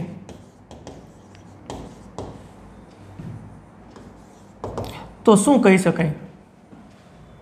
આ HOM વ્યાખ્યાયિત છે અને એક છે. તો તમને એમ પૂછ્યું છે કે શું કહી શકાય? ચાલો કયો છે ને. તો જો આ વિધેય ખાલી એક હોય તો તમે આટલું જ કહી શકો. અહીંથી તમે આગળ વધો એટલે પોઝિશન પહેલી એક છે. હા, પોઝિશન પહેલી કયા વિધેયની છે? તો કે M વિધેય એક છે એવું તમે કહી શકો. એના સિવાય તમે કાંઈ કહી શકો નહીં ભાઈ. આ પહેલો મુદ્દો. જો સંયોજન એક વિધેય હોય તો આમ ફર્સ્ટ વન આવે છે F એક થશે. એના સિવાયની કોઈ ચર્ચા કરી શકાય નહીં. આની અંદર વ્યાપની તો કાંઈ વાત જ નથી કરી એટલે કાંઈ વાત જ ન થાય. ફક્ત F આની અંદર આવતું હતું M, આની અંદર એ પોઝિશન ઉપર M છે, એ M એક થશે. એના સિવાય ખબર નથી. એટલે M વ્યાપ્ત થશે તો થાય અથવા તો ન પણ થાય? Question mark. હા, H એક થાય અથવા તો ન થાય? ખબર નથી. H વ્યાપ્ત થાય અથવા તો ન થાય? ખબર નથી. કારણ કે બેમાંથી ગમે એક થઈ શકે, કાંઈ કહી શકાય નહીં. આવી રીતની વાત છે. સમજાય છે? હવે પાછું બદલાવો, કન્ક્લુઝન કરો. આ બાજુ આવી રીતના કરો કે અહીંયા આપણને આવું આપે કે વ્યાપ્ત છે એવું આપે. હા, વ્યાખ્યાયિત તો છે જ. તમને ધારો કે આ ટાઈપની કન્ડિશન આપે કે આ વ્યાખ્યાયિત છે અને વ્યાપ્ત છે. જો વ્યાખ્યાયિત છે ને વ્યાપ્ત છે તો તમે શું કન્ક્લુઝન કરી શકશો? તો તમે કરી શકશો આમ ઉલટેથી વિચારો એટલે પોઝિશન આ વ્યાપ્તની કન્ડિશન છે એ આ નંબરના વિધેય ઉપર આ કામ કરે એટલે કે H વ્યાપ્ત છે એવું તમે કહી શકશો. હા, એના સિવાય કાંઈ કહી શકશો નહીં. અને બે કોમ્બિનેશનમાં આપે તો તમે કહી શકો એક અને વ્યાપ્ત બે આપે તો તમે કહી શકો કે M છે એ એક થાય અને H છે એ વ્યાપ્ત થાય. હવે તમને પોઝિશનની ખબર પડી ગઈ છે. આમ તમે જુઓ તો F એક થાય ક્યારે? તો કે સંયોજન એક હોય તો. આમ તમે જુઓ તો બીજા નંબરનું વિધેય તમને દેખાય G એ વ્યાપ્ત થાય ક્યારે? તો કે સંયોજન વ્યાપ્ત હોય તો. સંયોજન ધારો કે એક છે તો F એક થશે. એના સિવાય કાંઈ ખબર ન પડે. સંયોજન વ્યાપ્ત થાય તો G વ્યાપ્ત થાય એના સિવાય કાંઈ ખબર ન પડે. એટલે એકદમ આ સંયોજનની વાત આપણે ભેગી કરી દીધી. ક્લિયર? ઓકે. હવે નવા મુદ્દા ઉપર કામ કરીએ તો નવા મુદ્દા ઉપર તમને હવે એવો પ્રશ્ન થવો જોઈએ કે જો આ સંયોજન ઉપરથી વિધેયમાં જતા હતા, હવે F અને G બે એક હોય તો સંયોજન એક થાય? Question mark. આ મુદ્દાની ચર્ચા કરીએ એટલે સંયોજનનું ડિટેલિંગ વાત આવી ગઈ. ચાલો બંને મુદ્દા તરફ આગળ વધીએ. ચાલો આ મુદ્દો છે એની અંદર જો ત્રીજા નંબરની વાત આપણે કરવી છે. F વિધેય છે, હા G વિધેય, બંને એક વિધેયો છે. અને તો આ GOF વ્યાખ્યાયિત થાય છે અને એક વિધેય થશે. તો GOF વ્યાખ્યાયિત તો છે જ કારણ કે F A થી B, G B થી C થશે એટલે વ્યાખ્યાયિત છે. અને બંનેનું સંયોજન એક થાય છે. કોઈ પ્રોબ્લેમ નથી. કરીએ ચાલો. તો અમારે એક સાબિત કરવું હોય તો શું કરવું પડે? પ્રત્યેક x1 x2 belongs to A માટે મારે GOF x1 વ્યાપક, GOF x2 અને આગળ વધી x1 બરાબર x2 મારે સાબિત કરવા પડે. અહીં આગળ વધો. G કાઉન્સમાં f of x1 સંયોજન આમ વ્યાખ્યાયિત થયું છે. G કાઉન્સમાં f of x2 આવી રીતના થશે. અહીં આમ લખી શકાશે f of x1 બરાબર f of x2. કેમ? અહીં કોઈ પણ ઘટક છે, અહીં કોઈ પણ ઘટક છે, કારણ તો અહીં ક્લિયર છે. G એક છે.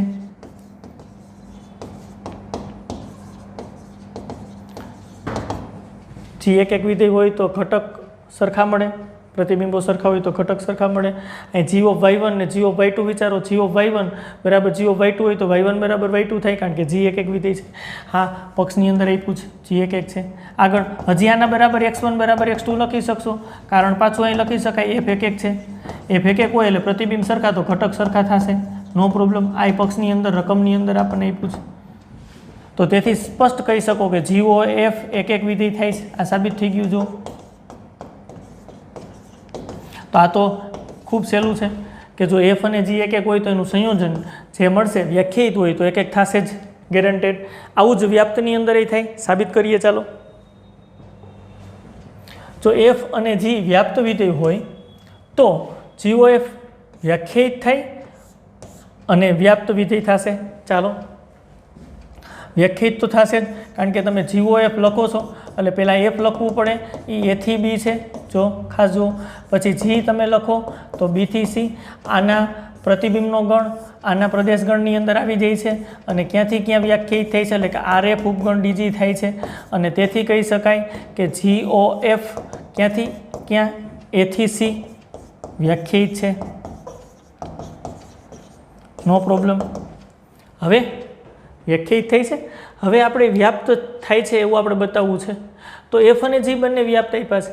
તો અહીંથી શરૂઆત કરીએ. પ્રત્યેક C બિલોંગ્સ ટુ C સહપ્રદેશ માટે, જોજો ખાસ, સહપ્રદેશ માટે, સહપ્રદેશ માટે ક્યાંથી શરૂઆત કરી શકશું? જી વિધેયથી.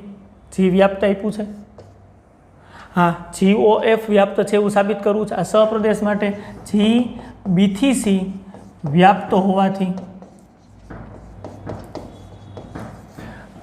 સહપ્રદેશના દરેક ઘટકને સંગત આપણને પૂર્વ પ્રતિબિંબ મળે. હાલે C સહપ્રદેશનો ઘટક છે, આ કેપિટલ C ની વાત છે, એને સંગત પૂર્વ પ્રતિબિંબ મળશે આપણને. એટલે કે B બિલોંગ્સ ટુ B પ્રદેશમાં એવો મળે કે જેથી G ઓફ B બરાબર C થાય. આમ વાત કરી છો. જી વિધેય વ્યાપ્ત છે એટલે આ ગણ B છે, આ કેપિટલ C છે, આનો સ્મોલ c ઘટક રાખ્યો, એને સંગત પૂર્વ પ્રતિબિંબ પ્રદેશમાં મળે. ધારો કે B એવો મળે છે કે Bનું પ્રતિબિંબ C થાય. આના દરેક ઘટકને સંગત પૂર્વ પ્રતિબિંબ મળે છે એવું આપણને ખબર પડે, કારણ કે વ્યાપ્ત વિધેય છે. આ જે મુદ્દો મળ્યો છે એને પોઈન્ટ આઉટ 1 કરો. હવે GOF A થી C વ્યાખ્યાયિત થઈ ગયા છે અને જી વ્યાપ્ત વિધેય થઈ ગયું છે. હજી મારે એ ગણ સુધી જવું પડે, કારણ કે પ્રદેશ ગણની અંદર એ છે. તો ક્લિયરલી પાછી આપણને ખબર પડે કે આ B બિલોંગ્સ ટુ B સહપ્રદેશ માટે, કારણ કે એ B મળ્યા સહપ્રદેશ માટે F A થી B વ્યાપ્ત હોવાથી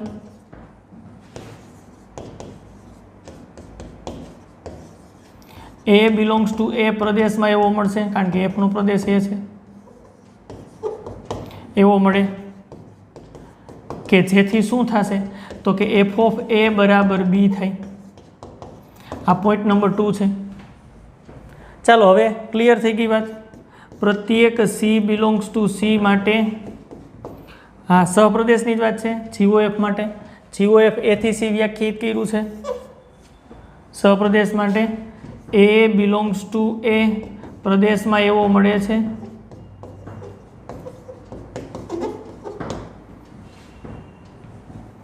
પ્રદેશમાં એવો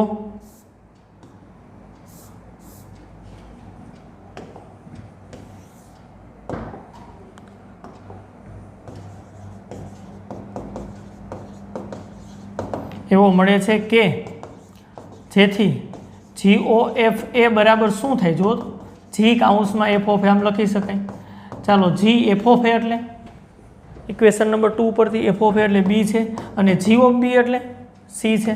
થાય છે જો GOF A બરાબર C થાય છે અને તેથી કહી શકાય GOF A બરાબર C થાય છે, તેથી કહી શકાય કે GOF વ્યાપ્ત છે. અહીં સ્પષ્ટ જુઓ, જો F અને G વ્યાપ્ત વિધેય હોય તો એના દ્વારા મળતું સંયોજન વ્યાપ્ત થાય. તો આ બે મુદ્દા તો યાદ રાખવા ખૂબ સહેલા છે. જો F અને G એક એક હોય તો એનું સંયોજન વ્યાખ્યાયિત હોય તો એક એક થાય. F અને G વ્યાપ્ત હોય તો એનું સંયોજન વ્યાખ્યાયિત હોય તો વ્યાપ્ત થાય. સરસ વાત છે. એટલે આ કોમ્બિનેશનના બંને પોઈન્ટ પૂરા કર્યા. નેક્સ્ટ પોઈન્ટ તરફ આગળ વધીએ. ચાલો એના પછીના મુદ્દા તરફ આગળ વધીએ.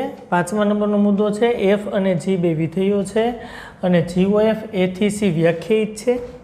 એટલે આપણે અહીં જે આપ્યું છે પહેલાં નોટ ડાઉન કરીએ, પછી સાબિત કરવાની ખબર પડે. આ A થી C વ્યાખ્યાયિત છે. આપણને જે મુદ્દો આપ્યો છે રકમની અંદર જે આપ્યું છે એ નોટ ડાઉન કરી લઈએ.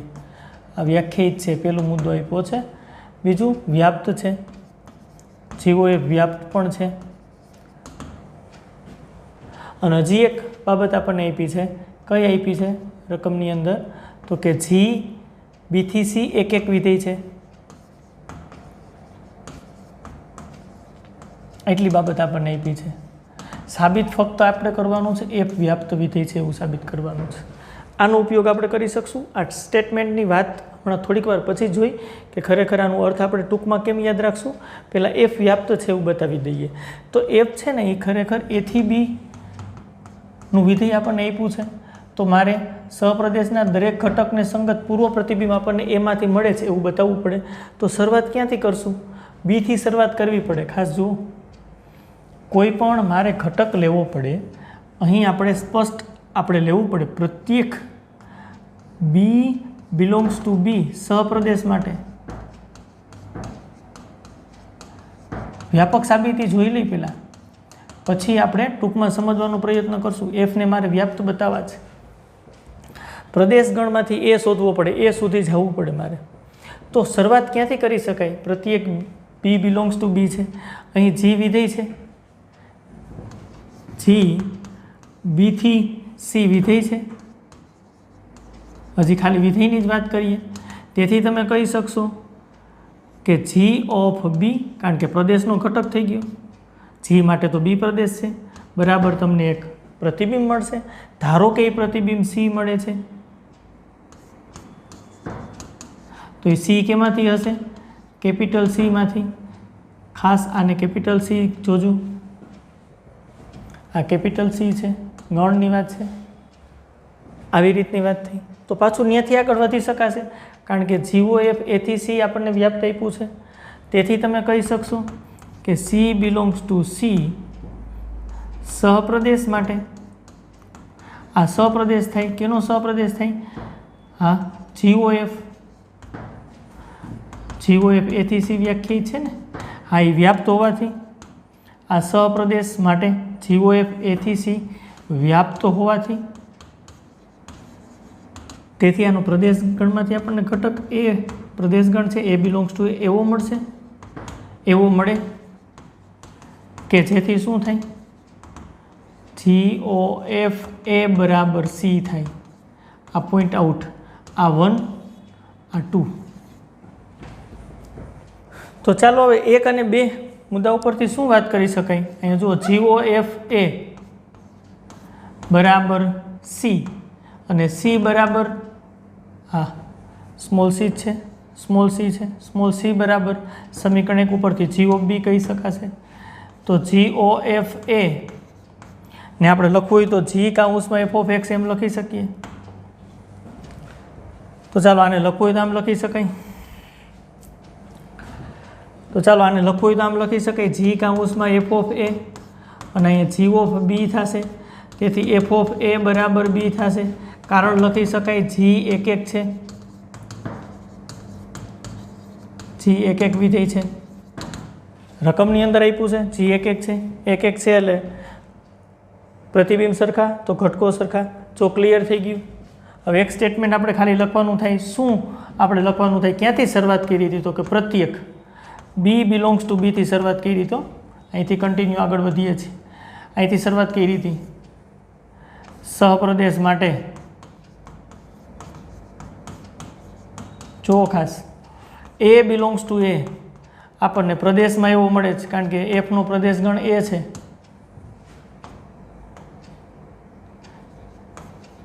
એ બિલોંગ્સ ટુ એ પ્રદેશમાં એવો મળે છે કે જેથી શું થાય છે? હા, એફ ઓફ એ બરાબર બી આર્યા એફ ઓફ એ બરાબર બી થાય છે અને તેથી કહી શકાય કે એફ વ્યાપ્ત વિધેય છે. હા, એકદમ કન્ક્લુઝન સાચું છે. આ પોઈન્ટ સાબિત કર્યો આખો જો વ્યાપક સાબિતી. પણ આપણે તો સ્ટેટમેન્ટ જી મેઇન્સ માટે યાદ રાખવાનું છે. સ્ટેટમેન્ટ કેવી રીતના બને, શું બને છે, તો આ સાબિતી કાઢી નાખીએ છીએ ને સ્ટેટમેન્ટની અંદર શું પ્રૂવ થયું છે એની આપણે ચર્ચા કરીએ. ચાલો આ દૂર કરી નાખું છું. તો ચાલો હવે આ સ્ટેટમેન્ટની વાત આપણે કરવી છે. તો આટલી બાબત આપણને આપી છે, એટલે આપણને બાબત કઈ કઈ આપી છે એની વાત કરીએ. તો આપણને આ GOF સંયોજન આપ્યું છે. આ સંયોજન કઈ બાબત આપી છે? તો કે વ્યાખ્યાયિત છે. આ સંયોજન વ્યાખ્યાયિત છે. હજી આપણને કઈ બાબત આપી છે તો કે વ્યાપ્તિ છે. આપી છે બધી આપણે નોટ ડાઉન કરી નાખીએ. સંયોજન વ્યાખ્યાયિત છે, વ્યાપ્ત છે, અને જી વિધેય છે એક એક આપ્યું છે, અને સાથે સાથે આ જી વિધેય છે ને એક એક આપ્યું છે, એક એક જી વિધેય એક એક છે.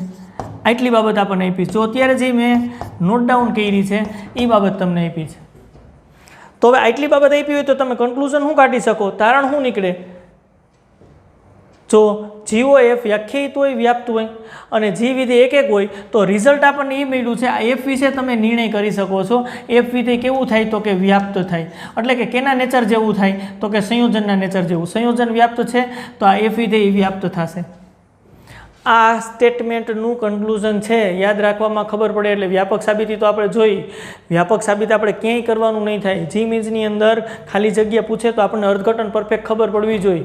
અને વાત આવી છે કે આ GOF વ્યાખ્યાયિત અને વ્યાપ્ત વિધેય હોય, જી એક એક વિધેય હોય તો એફ વ્યાપ્ત વિધેય થાય છે. હવે એડિશનલ કેટલી તમને ખબર પડે તો એડિશનલ તમને એટલી ખબર પડે કે આગળના પોઈન્ટ ઉપર આપણે જોયું હતું કે જો આ GOF વ્યાખ્યાયિત અને વ્યાપ્ત હોય તો તમે એફ વિશે કાંઈ ચર્ચા ન કરી શકો, તમે જી વિશે ગેરંટી ચર્ચા કરી શકો. આ જી વિધેય છે ને એ વ્યાપ્ત થશે. જી વિધેય વ્યાપ્ત થશે. હા, આ 100% વ્યાપ્ત વિધેય થાય. કારણ કે આપણે આગળ પોઈન્ટ આઉટ કરી ગયા કે આની આપણને ખબર હોય. હા, આ 100% થાય. યસ, 100% આપણે આ કહી શકીએ છીએ કે જી વ્યાપ્ત છે. એના વિશે કાંઈ, એનાથી આગળ બીજું કાંઈ કહી શકતા નથી. એટલે GOF વ્યાખ્યાયિત અને વ્યાપ્ત હોય તો તમે કહી શકો જી વ્યાપ્ત છે. એડિશનલ પાછું આપ્યું હોય કે જી એક એક વિધેય છે તો તમે આ એફ વિશેનો નિર્ણય કરી શકો. એ એફ GOFના નેચર જેવો હોય, GOFનો નેચર વ્યાપ્ત એને બતાવ્યો છે તો એફ વિધેય વ્યાપ્ત થાય જ. આ એફ વિધેય વ્યાપ્ત થાય. આ સ્ટેટમેન્ટની વાત છે. સમજાય છે? આ આમનન રાખીએ, નવા સ્ટેટમેન્ટ તરફ આગળ વધીએ, એની વ્યાપક સાબિતી આપીએ અને પાછું એનું આવું કન્ક્લુઝન કરશું.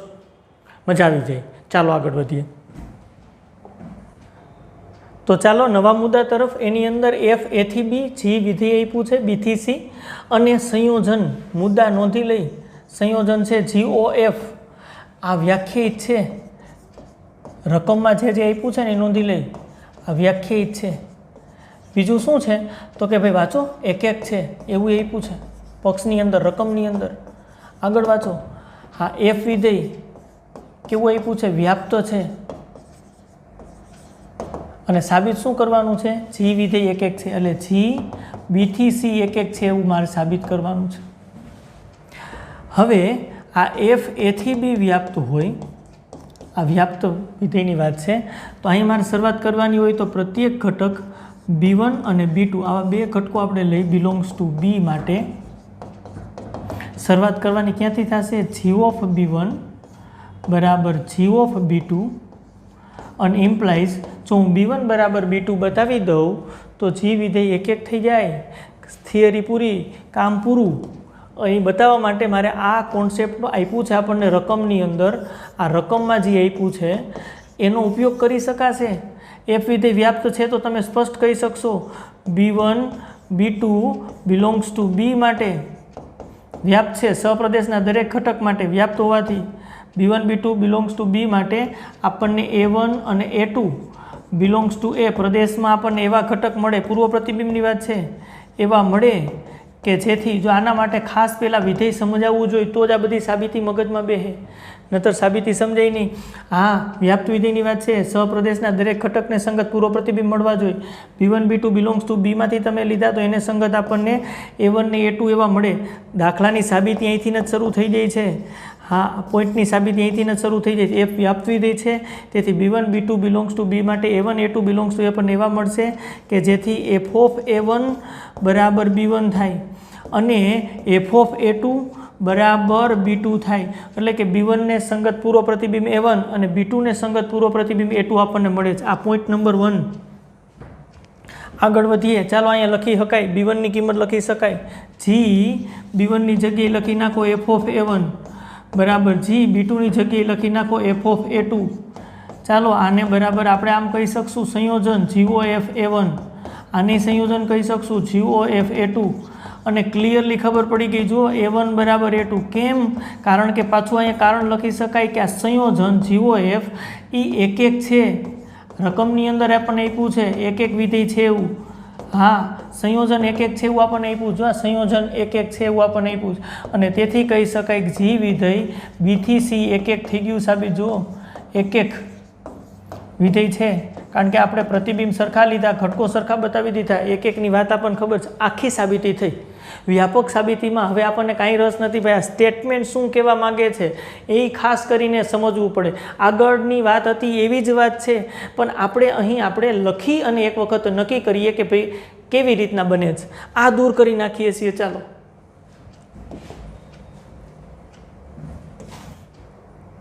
ચાલો જે બાબત આપી છે અહીં આપણે નોટ ડાઉન કરવી છે એટલે 1 બાય 1 લખતા જાય સંયોજન GOF આપણને શું આપ્યું છે ચાલો આ વ્યાખ્યાયિત છે જે પોઈન્ટ આપ્યા છે અહીં લખતા જાય છે વ્યાખ્યાયિત છે એવું આપ્યું છે બીજું શું આપ્યું છે તો કે એક એક છે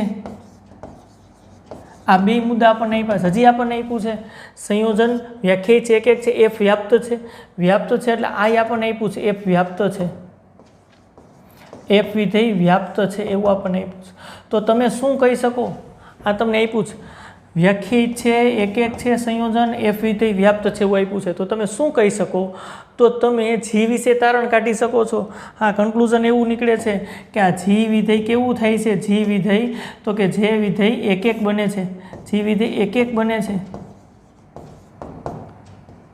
એક એક વિધેય છે જોઈ શકાય છે આગળની જેમ જ G નો નેચર કેના જેવો છે સંયોજન જેવો જો G વિધેય સંયોજન એક એક હતું તો એના જેવું જ આપણને નેચર મળે છે આ કન્ક્લુઝનની વાત છે બીજું જો ખાલી આટલું જ આપ્યું હોત વ્યાખ્યાયિત છે ને એક એક છે તો તમે તારણ કાઢી શકત શું તમે તારણ કાઢી શકત એડિશનલ F એક એક વિધેય છે એવું તમે 100% કહી શકત હા અહીંયા 100% લખું છું કારણ કે આગળના પોઈન્ટમાં આપણે જોયું જો સંયોજન એક એક વિધેય હોય તો Fની પોઝિશન ઉપર આ પ્રથમ પોઝિશન ઉપર જે વિધેય હોય એ એક એક થાય જ એની આપણે વ્યાપક સાબિતી જોઈ અને અહીંયા આપણે નોટ ડાઉન કરી શકીએ છીએ તો આપણને જે રકમ આપી છે એમાં આ બે કન્ક્લુઝન મળે વ્યાખ્યાયિત થાય ને એક એક થાય તો F એક એક 100% થશે અને હજી એડિશનલ એને એક વસ્તુ આપી હોય કે F વ્યાપ્ત વિધેય થાય તો ગેરંટી તમને ખબર પડે કે G વિધેય છે એ હા સંયોજન જેવો નેચર ધરાવશે હવે આ બે પોઈન્ટ ભેગું કરી અને આપણે કોઈ પણ સંયોજન હોય તો એના વિશેની કેમ માહિતી મેળવી શકાય એની વાત કરીએ ચાલો એટલે આ પોઈન્ટ આખો ક્લિયર થઈ ગઈ તો આપણે એક નવા જ વિધેયો તરફ આગળ વધીએ છીએ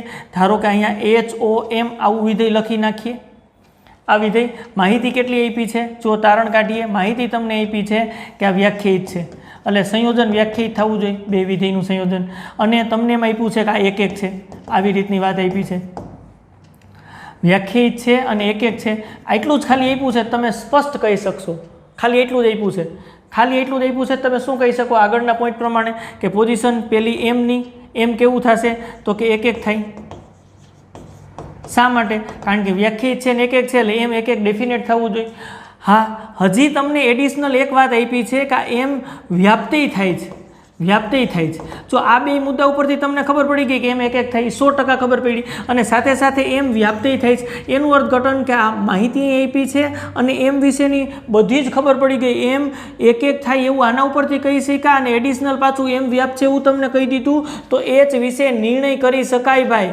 Hનો નિર્ણય શું આવે તો કે એનો નેચર સંયોજનના નેચર જેવો થાય સંયોજન એક એક છે તો ગેરંટી H એક એક થાય એના સિવાય બીજી કાંઈ એમને ખબર ન પડે આ બધા મુદ્દાનું કન્ક્લુઝન આવું નીકળ્યું ભાઈ વાહ ખબર પડી જાય છે આ મુદ્દાની વાત છે હવે હજી એક ધારો કે અહીંયા લખીએ આપણે લખીએ HOG આવું લખીએ HOG હા આના માટેની માહિતી એમ આપી છે કે આ વ્યાખ્યાયિત થાય છે ભાઈ જો આ મુદ્દા સમજવા માટેની વાત છે વ્યાખ્યાયિત થાય છે અને વ્યાપ્ત છે આવું આપ્યું છે ખાલી વ્યાપ્ત તો 100% તમે શું લખી શકો પોઝિશન વ્યાપ્ત સંયોજન વ્યાપ્ત થાય તો આમ ક્રમશઃ જુઓ તો આ બીજી પોઝિશન અહીંયા રહેલું વિધેય આ H વ્યાપ્ત થવું જોઈએ આ વ્યાપ્ત થાય જ આ 100%ની વાત છે આગળ આપણે મુદ્દા ઉપરથી તર્યું એડિશનલ હજી વધારાની વાત આપી હોય કે આ H એક એક છે તો હવે ખબર પડી ગઈ કે આ સંયોજનની વાત આવી છે અને H વ્યાપ્ત અને એક એક બંને છે તો તમે G વિશે નિર્ણય કરી શકો તમે આ G વિશે નિર્ણય કરી શકો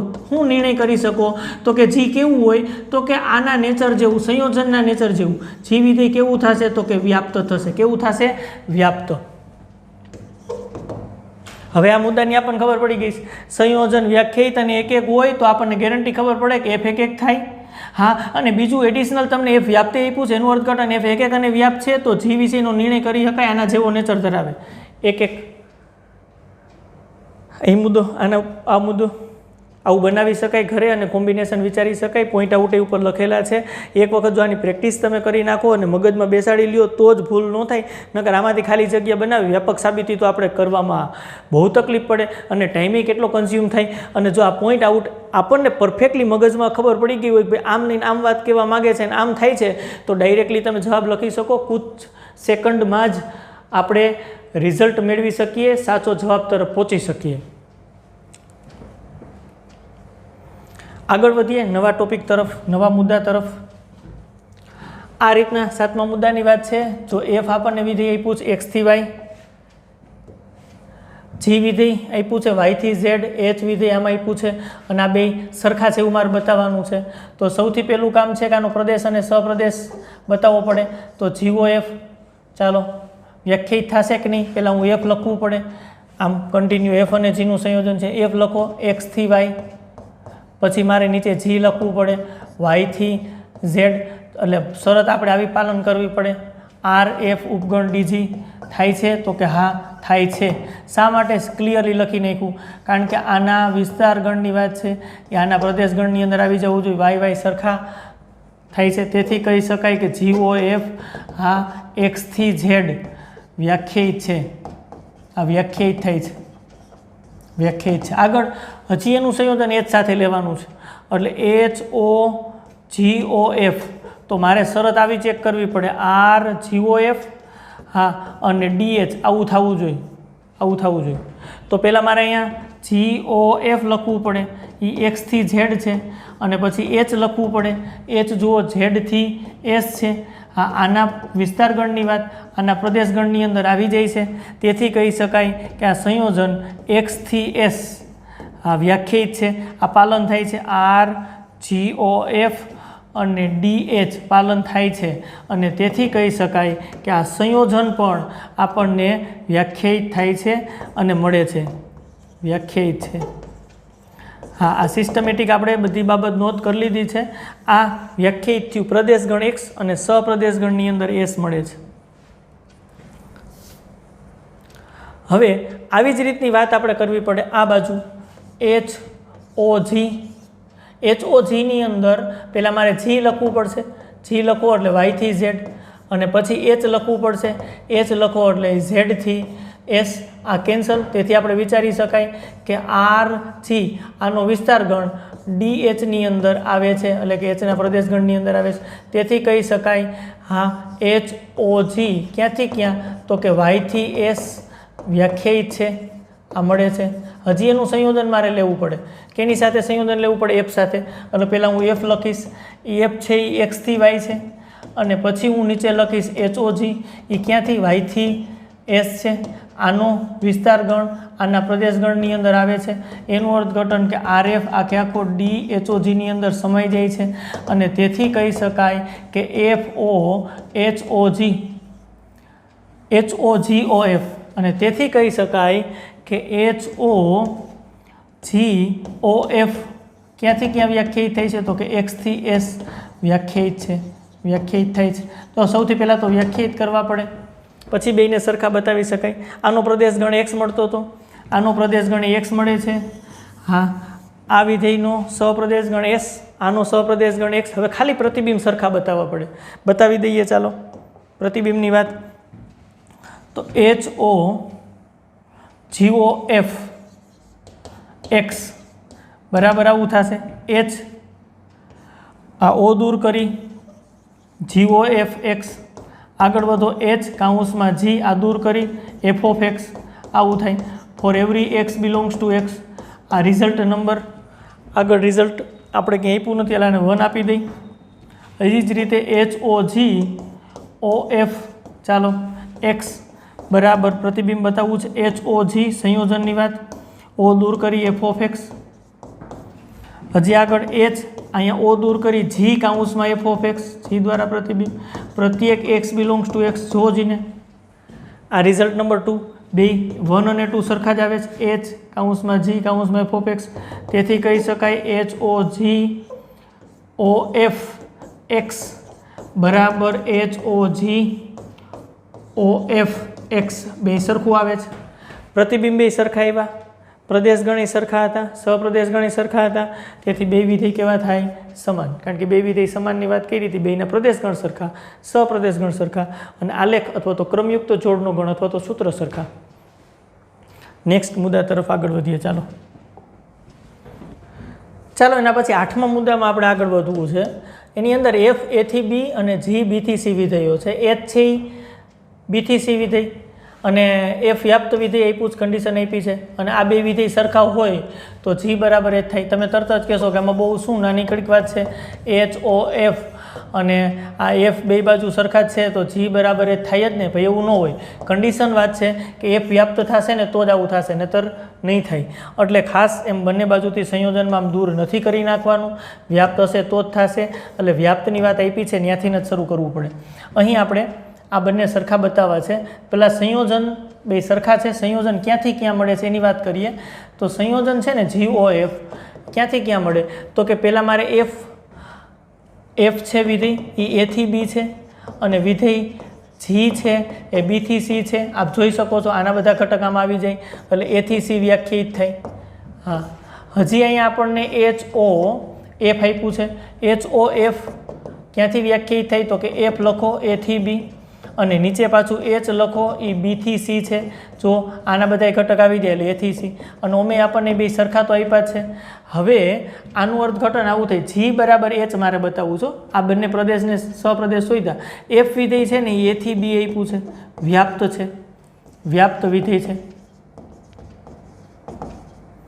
અને તેથી તમે શું લખી શકો? તો કે પ્રત્યેક વાય બિલોંગ્સ ટુ બી સપ્રદેશ માટે વ્યાપ્ત વિધેય હોવાથી સપ્રદેશ માટે એક્સ બિલોંગ્સ ટુ એ આપણને એવો મળે પૂર્વ પ્રતિબિંબ કે જેથી એફ ઓફ એક્સ બરાબર વાય થાય. આ ક્લિયર વાત છે, પોઈન્ટ આઉટ કરી નાખીએ. હવે આ બે વિધેય સરખા તો છે જ, મારે જી અને એચ સરખા બતાવવા છે. ચાલો તો જી વિધેય છે એ બી થી સી છે અને એચ વિધેય છે એ પણ બી થી સી આપ્યું છે. તો તમે જુઓ બેના પ્રદેશ ગણ સરખા છે, સપ્રદેશ ગણ સરખા છે, ખાલી સૂત્ર જ સરખા બતાવવા પડે. તો અહીં આપણને મુદ્દો કયો આપ્યો છે? તો કે ભાઈ જી ઓ એફ બરાબર એચ ઓ એફ અને તેથી તમે આમ કહી શકશો જી ઓ એફ એક્સ બરાબર H O F X for every X belongs to પ્રદેશ ગણની અંદર આમાં જો એ જ છે, એક્સ બિલોંગ્સ ટુ એ કહી શકાય. બે વિધેય સરખા આપ્યા છે આપણને રકમની અંદર સંયોજન. અહીંથી આગળ વધારી શકાય. જી કાઉન્સમાં એફ ઓફ એક્સ જો ખાસ બરાબર એચ કાઉન્સમાં એફ ઓફ એક્સ આવું થશે. હજી આગળ વધો, જી કાઉન્સમાં એફ ઓફ એક્સ એટલે સમીકરણ એક પ્રમાણ વાય એચ ઓફ વાય. જો એક્સ બિલોંગ્સ ટુ એ, પ્રત્યેક એક્સ બિલોંગ્સ ટુ એ તો પ્રત્યેક વાય બિલોંગ્સ ટુ કેમાં આવે? વાય બિલોંગ્સ ટુ બી. સપ્રદેશના દરેક ઘટકને સંગત પૂર્વ પ્રતિબિંબ લીધા હતા બી. તો આપણને આવું રિઝલ્ટ મળ્યું. તો ખાસ જોવો જઈને જી ઓફ વાય બરાબર એચ ઓફ વાય થયું પ્રત્યેક વાય બિલોંગ્સ ટુ બી એટલે પ્રદેશના દરેક ઘટકને સંગત પ્રતિબિંબ પણ બે વિધેયના સરખા આવે છે. પ્રદેશ ગણ સરખા, સપ્રદેશ ગણ સરખા, સૂત્ર સરખા, તેથી તમે ફાઇનલ કરી શકો જી બરાબર એચ. આ પૂરું થયું અને તો જ શક્ય બન્યું કે એફ વ્યાપ્ત હોય. સૌથી પહેલાં વ્યાપ્તની વાત કરી હતી, વ્યાપ્ત ન હોય પૂર્વ પ્રતિબિંબ જ ન મળે તો અહીંયા તમે જી બરાબર એચ ઘણી વખત નોય લખી શકો. એટલે ખાસ આમ સંયોજન બે સરખા હોય તો જી અને એચ ક્યારે બે સરખા થશે? તો કે આ એફ, હા જી આ તમે જી લખો છો પ્રથમ ક્રમ ઉપર એ ખરેખર એક એકની પોઝિશન છે પણ એ અહીંયા ઉલટી વાત છે કે એફ વ્યાપ્ત હોય તો જ જી બરાબર એચ થશે. મગજમાં રેખા જેવી બાબત છે. નેક્સ્ટ એના પછીના મુદ્દા તરફ આગળ આવીએ. ચાલો એની અંદર પણ એફ જી અને એચની વાત છે. આ બે સરખા છે. એફ બરાબર જી, આ એફ બરાબર જી. જો એચ સાથે સંયોજન, એફ અને એચનું સંયોજન, જી અને એચનું સંયોજન, એફ બરાબર જી ક્યારે કહેવાય? તો કે એચ ખરેખર કેની પોઝિશનમાં છે? Second position. અહીંથી વાંચો તો, ઉલટેથી વાંચો તો એ વ્યાપ્તની પોઝિશન છે પણ એનાથી ઉલટું હશે. એચ એક એક હોય તો જ એફ બરાબર જી થશે. સાબિત કરી દઈએ ચાલો. તો આ એચ ઓ એફ ક્યાંથી ક્યાં વ્યાખ્યાયિત થાય છે પહેલાં એ મગજમાં રાખો. તો એફ એ થી બી અને એના પછી એચ લખશો તો એ બી થી સી લખશો. ક્લિયર વાત છે. આના પ્રતિબિંબનો ગણ વિસ્તાર ગણ આના પ્રદેશ ગણની અંદર સમાઈ જાય છે. આ એ થી સી વ્યાખ્યાયિત થાય. એવી જ રીતના સરખું જ આપ્યું છે પણ છતાં આપણે ક્યાં ગણથી ક્યાં ગણ મળે જોઈ લઈ. જી વિધેય લખી સૌથી પહેલાં ક્રમ લખો એટલે જી આવે છે એ એ થી બી છે અને પછી નીચે એચ લખો એ બી થી સી. આના પ્રતિબિંબનો ગણ આની અંદર આવી જાય શરતનું પાલન થાય છે એટલે એ થી સી વ્યાખ્યાયિત થાય છે ભાઈ, નો પ્રોબ્લેમ. અને એચ ઓ એફ બરાબર એચ ઓ જી રકમની અંદર પક્ષની અંદર આપ્યું છે તેથી એચ ઓ એફ ગણ એની અંદર ધારો કે એક્સ રાખવું અને એચ ઓ જી એક્સ આ બંને સરખા થશે for every X belongs to A. કારણ કે બે વિધેય તો જ સરખા થાય, બેયના પ્રદેશ ગણ સરખા, બેયના સહપ્રદેશ ગણ સરખા અને બેયના સૂત્ર સરખા એટલે કે ક્રમયુક્ત જોડનો ગણ એટલે કે આલેખ સરખા મળે. અહીંથી આગળ વધો. H F of X H કાઉન્સમાં જી ઓફ એક્સ આવી રીતની વાત છે. હાલો તો અહીંથી ક્લિયર લખી શકાય એફ ઓફ એક્સ બરાબર જી ઓફ એક્સ. કારણ કે જો આના ઉપરથી આ તો જ આવે કે એચ એક એક હોય, આપણે ઉપયોગ કર્યો એચ એક એક છે એની વાત. હા તો ઘટકો સરખા હોય તો પ્રતિબિંબ સરખા, ઘટકો સરખા હોય તો પ્રતિબિંબ સરખા, પ્રતિબિંબ સરખા હોય એચ દ્વારા તો ઘટક સરખા. H F of X H G of X તો એફ ઓફ એક્સ બરાબર જી ઓફ એક્સ લખી શકાય એચ એક એક વિધેય હોય તો ક્લિયર થઈ ગયું. જો એફનો પ્રદેશ ગણ એ સપ્રદેશ ગણ બી, જી વિધેયનો પ્રદેશ ગણ એ સપ્રદેશ ગણ બી અને તથા આપણે અહીંયા આવું ક્લિયર કર્યું એફ ઓફ એક્સ બરાબર જી ઓફ એક્સ. અહીં ક્લિયર કર્યું એફ ઓફ એક્સ બરાબર જી ઓફ એક્સ. હા for every X belongs to A A તો આગળથી ચાલ્યું આવે છે. એક્સ આપણે કેમાંથી તો કે ગણ એમાંથી લેવાના જ. હા ફોર એવરી પ્રત્યેક એક્સ બિલોંગ્સ ટુ એ તો ગણ એના દરેક ઘટક માટે પ્રતિબિંબ પણ સરખા તેથી બે વિધેય સરખા થાય. અને નાનકડી વાત છે. હવે આ આગળના જે બે મુદ્દા કર્યા છે આની આગળનો મુદ્દો ને આ બેયનું કન્ક્લુઝન શું નીકળે કારણ કે આપણને રસ્તો એમાં જ છે. હા તો ધારો કે આ એચ ઓ એમ આવું લખ્યું છે આપણે એચ ઓ એમ આમાંય સંયોજનની વાત છે અને અહીંયા લખીએ છીએ એચ ઓ જી તો આ એચ સાથે સંયોજન એમ અને એચનું સંયોજન જી અને એચનું સંયોજન તો આની બરાબર એમ બરાબર જી લખી શકાય. હું ખાલી પૂછું છું ક્યારે કઈ કન્ડિશન આવે તો એમ અને જી સરખા થાય તો કે એચની કન્ડિશન આવે જે તમે વિધેય દૂર કરો છો એચ કેવું હોવું જોઈએ નક્કી કરો કેવું હોવું જોઈએ. એમ બરાબર જી વિધેય એમ અને જી બે સરખા ક્યારે કહેવાશે એચ કેવું હોવું જોઈએ તો કે એચ અત્યારે આમ પાછળથી ગણો તો સેકન્ડ પોઝિશન ઉપર આવે છે. સેકન્ડ પોઝિશન વ્યાપની છે પણ વ્યાપથી ઉલટી વાત હોવી જોઈએ એટલે કે એચ એક એક હોવું જોઈએ. એચ જો એક એક હોય ક્યારે એવો પ્રશ્ન હતો તો એનો આન્સર આપણને મળ્યો એચ એક એક હોય તો કહી શકાશે એમ બરાબર જી, નહીતર કહી શકાય નહીં. આ વાત છે. હજી આગળ વાત કરીએ. ધારો કે આવું બને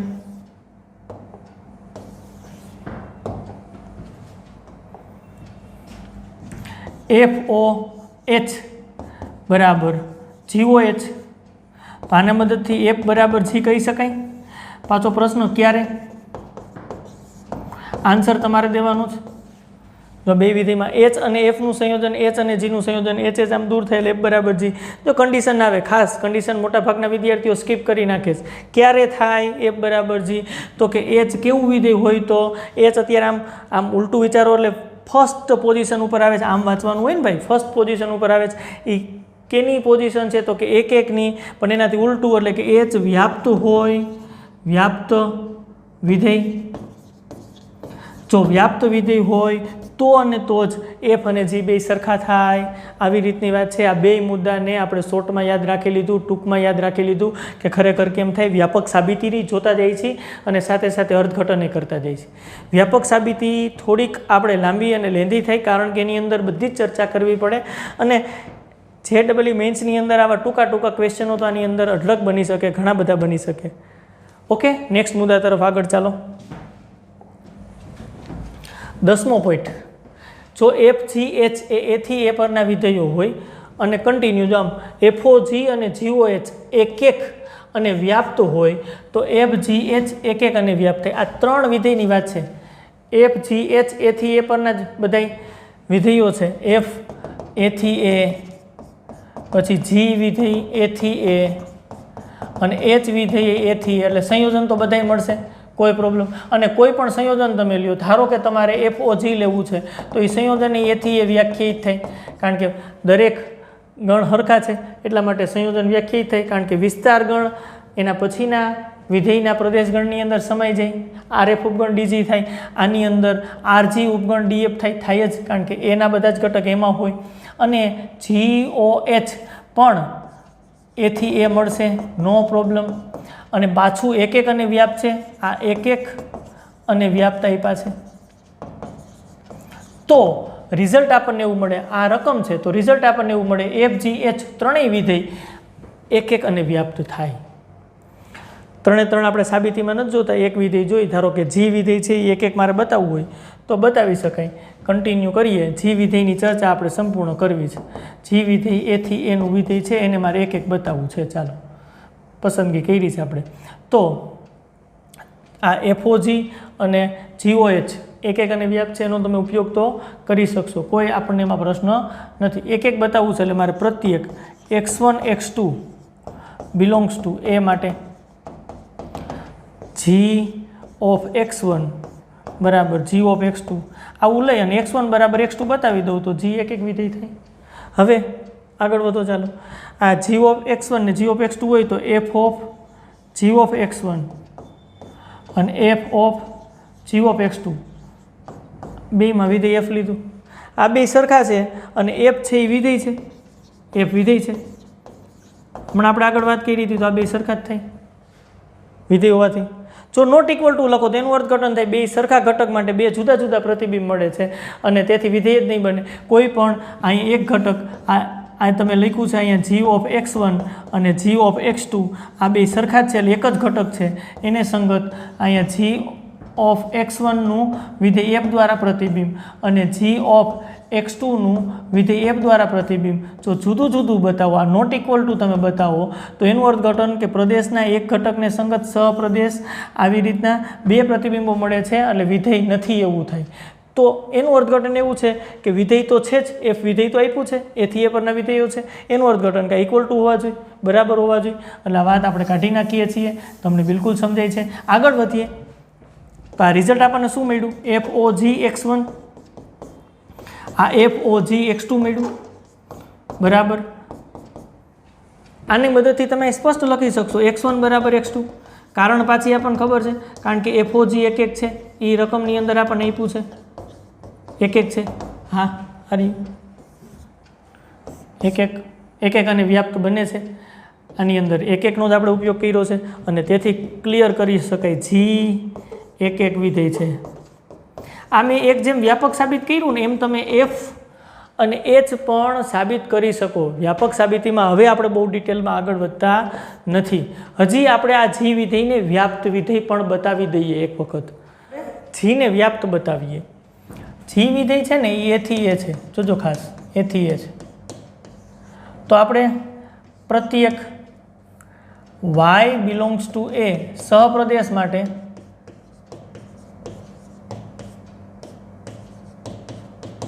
x ગોતવાના થાય ગણ a માંથી.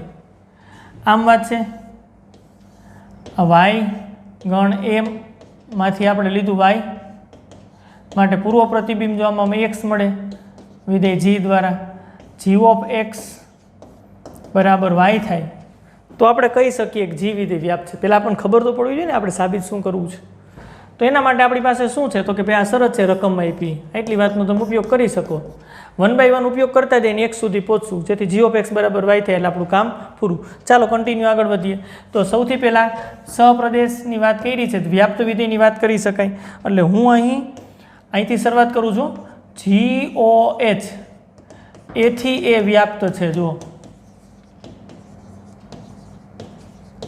રકમમાં આપ્યું છે ને ભાઈ, GOH વ્યાપ્ત છે, રકમમાં આપ્યું છે અને તેથી કહી શકાય તેથી Z belongs to A y a એટલે કે GOH ના સહપ્રદેશ માટે Z બિલોંગ્સ ટુ A એટલે કે પ્રદેશમાંથી આપણને એવો મળે કે જેથી GOHZ બરાબર y થાય. એટલે કે આમ G કાઉન્સમાં H ઓફ Z બરાબર y થાય. આ રિઝલ્ટ 1. આવી રીતની વાત છે. શું કર્યું પાછું જે આ પ્રોસેસ કરી છે ને એની સમજવાનો પ્રયત્ન કરીએ, પછી દૂર કરી નાખશું.